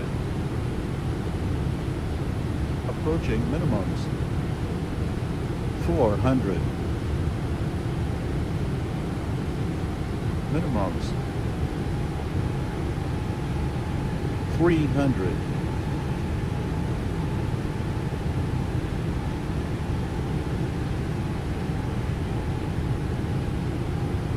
$200.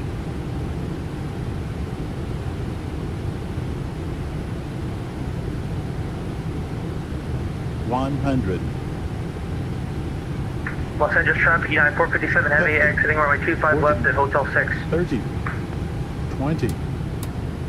10.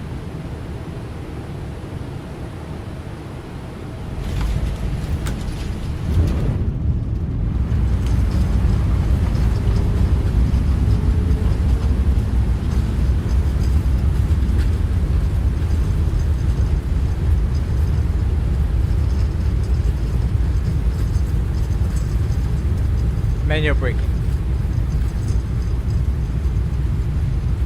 3,000 feet remaining.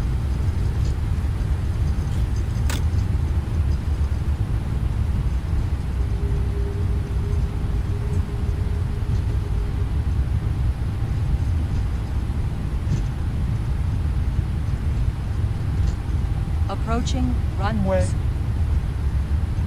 Los Angeles traffic. American 9395 is clear of 24 right at Yankee, cross 24 left Yankee, taxi to Terminal 4. Los Angeles traffic, United 457, taxiing to Terminal 6, crossing 25 right on Juliet. Terminal 7.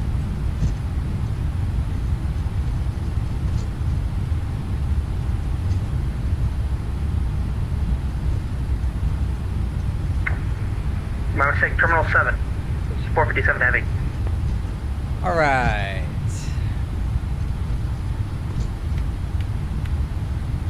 At the land checklist, spoiler handle.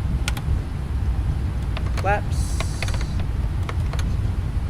Auto brakes. Strobe lights off. APU's on. Stab trim. And clock.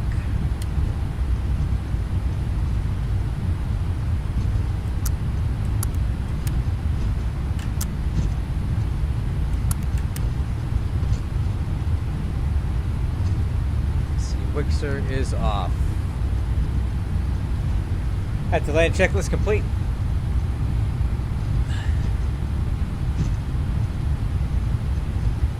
Acorn said my landing was not too bad.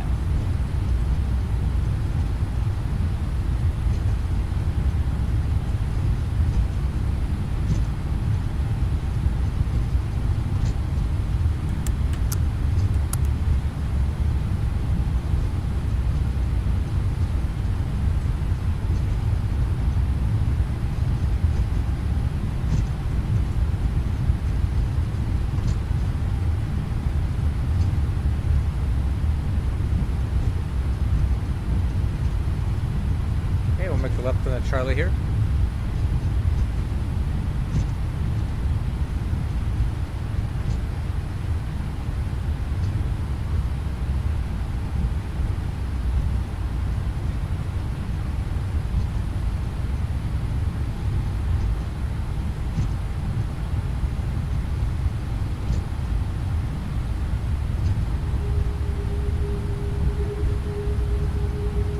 How was your landing, Austin?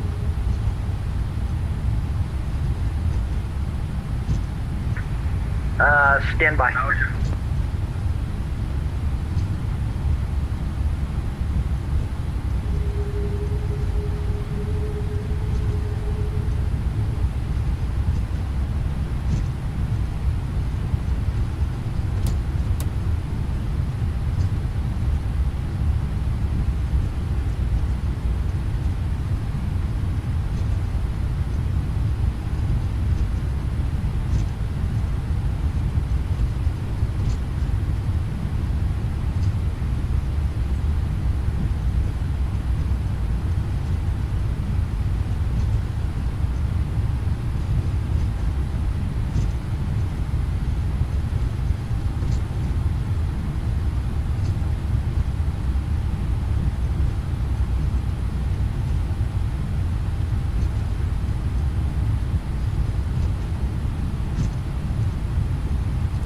Alright, so that's the terminal I'll be flying out of tomorrow. Terminal 2 should be up there.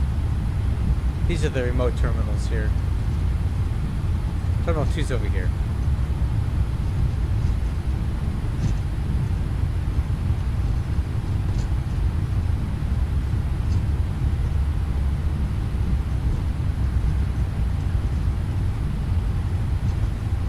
Los Angeles traffic, Roma 11001, about to cross 25 right for 25 left on Park Street.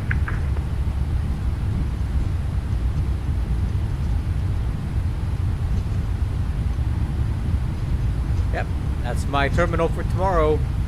KLM. It'll be a 787-10. I've never been on one of those.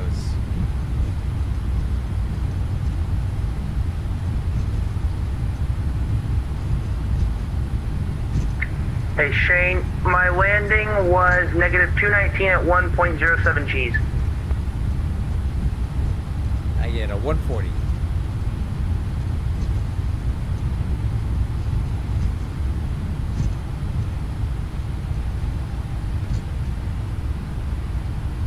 Yep, that's my gate.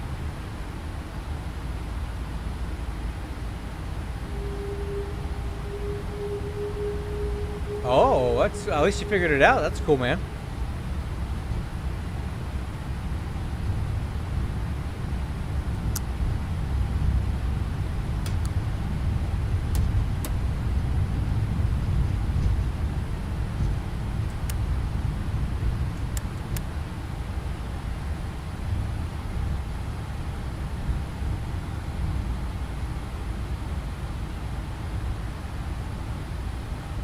Los Angeles traffic, speedbird 4 Kilo Super, line up and take off runway 24 left.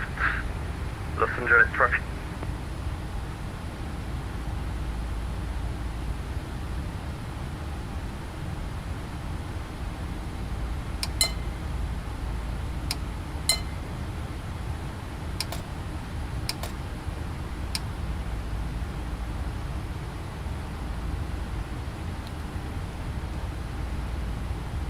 Los Angeles traffic, Roma 1101, taking off from runway 25 left, Alright. dots to departure.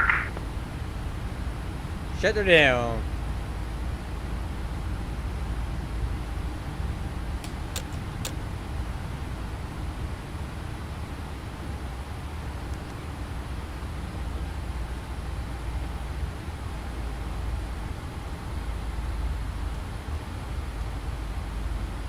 Okay, transponder off.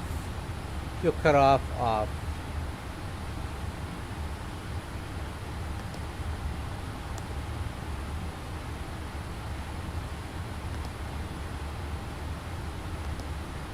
Dang it.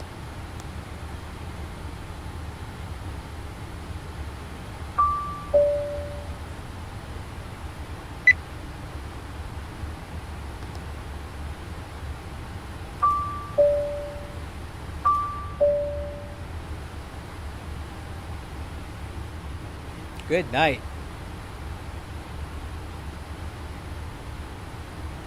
Thanks everybody for being here. I am tired, but we had a good flight. Beacon lights. Listen to the traffic, Roma 1101, is it around? Let's see here.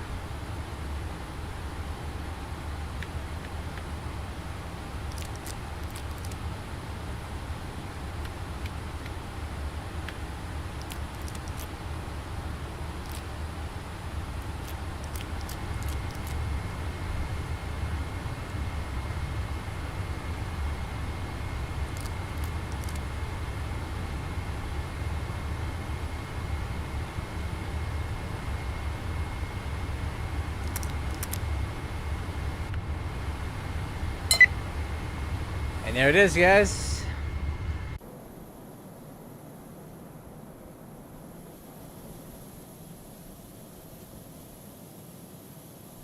Los Angeles traffic from Buffalo 50, established on the RNS 24 Ridge. 24 right, Los Angeles traffic. All right, well, I'm going to bed. This will be my last stream for the next 8 or 9 days, so I hope you enjoyed it. Got a couple good flights in. I will catch you guys soon. Catch me on Discord. I'll be there all the time, even when I'm on vacation. I have access to it. So until next time, guys, take care. See you in about a week. And thank you for being here. Bye-bye.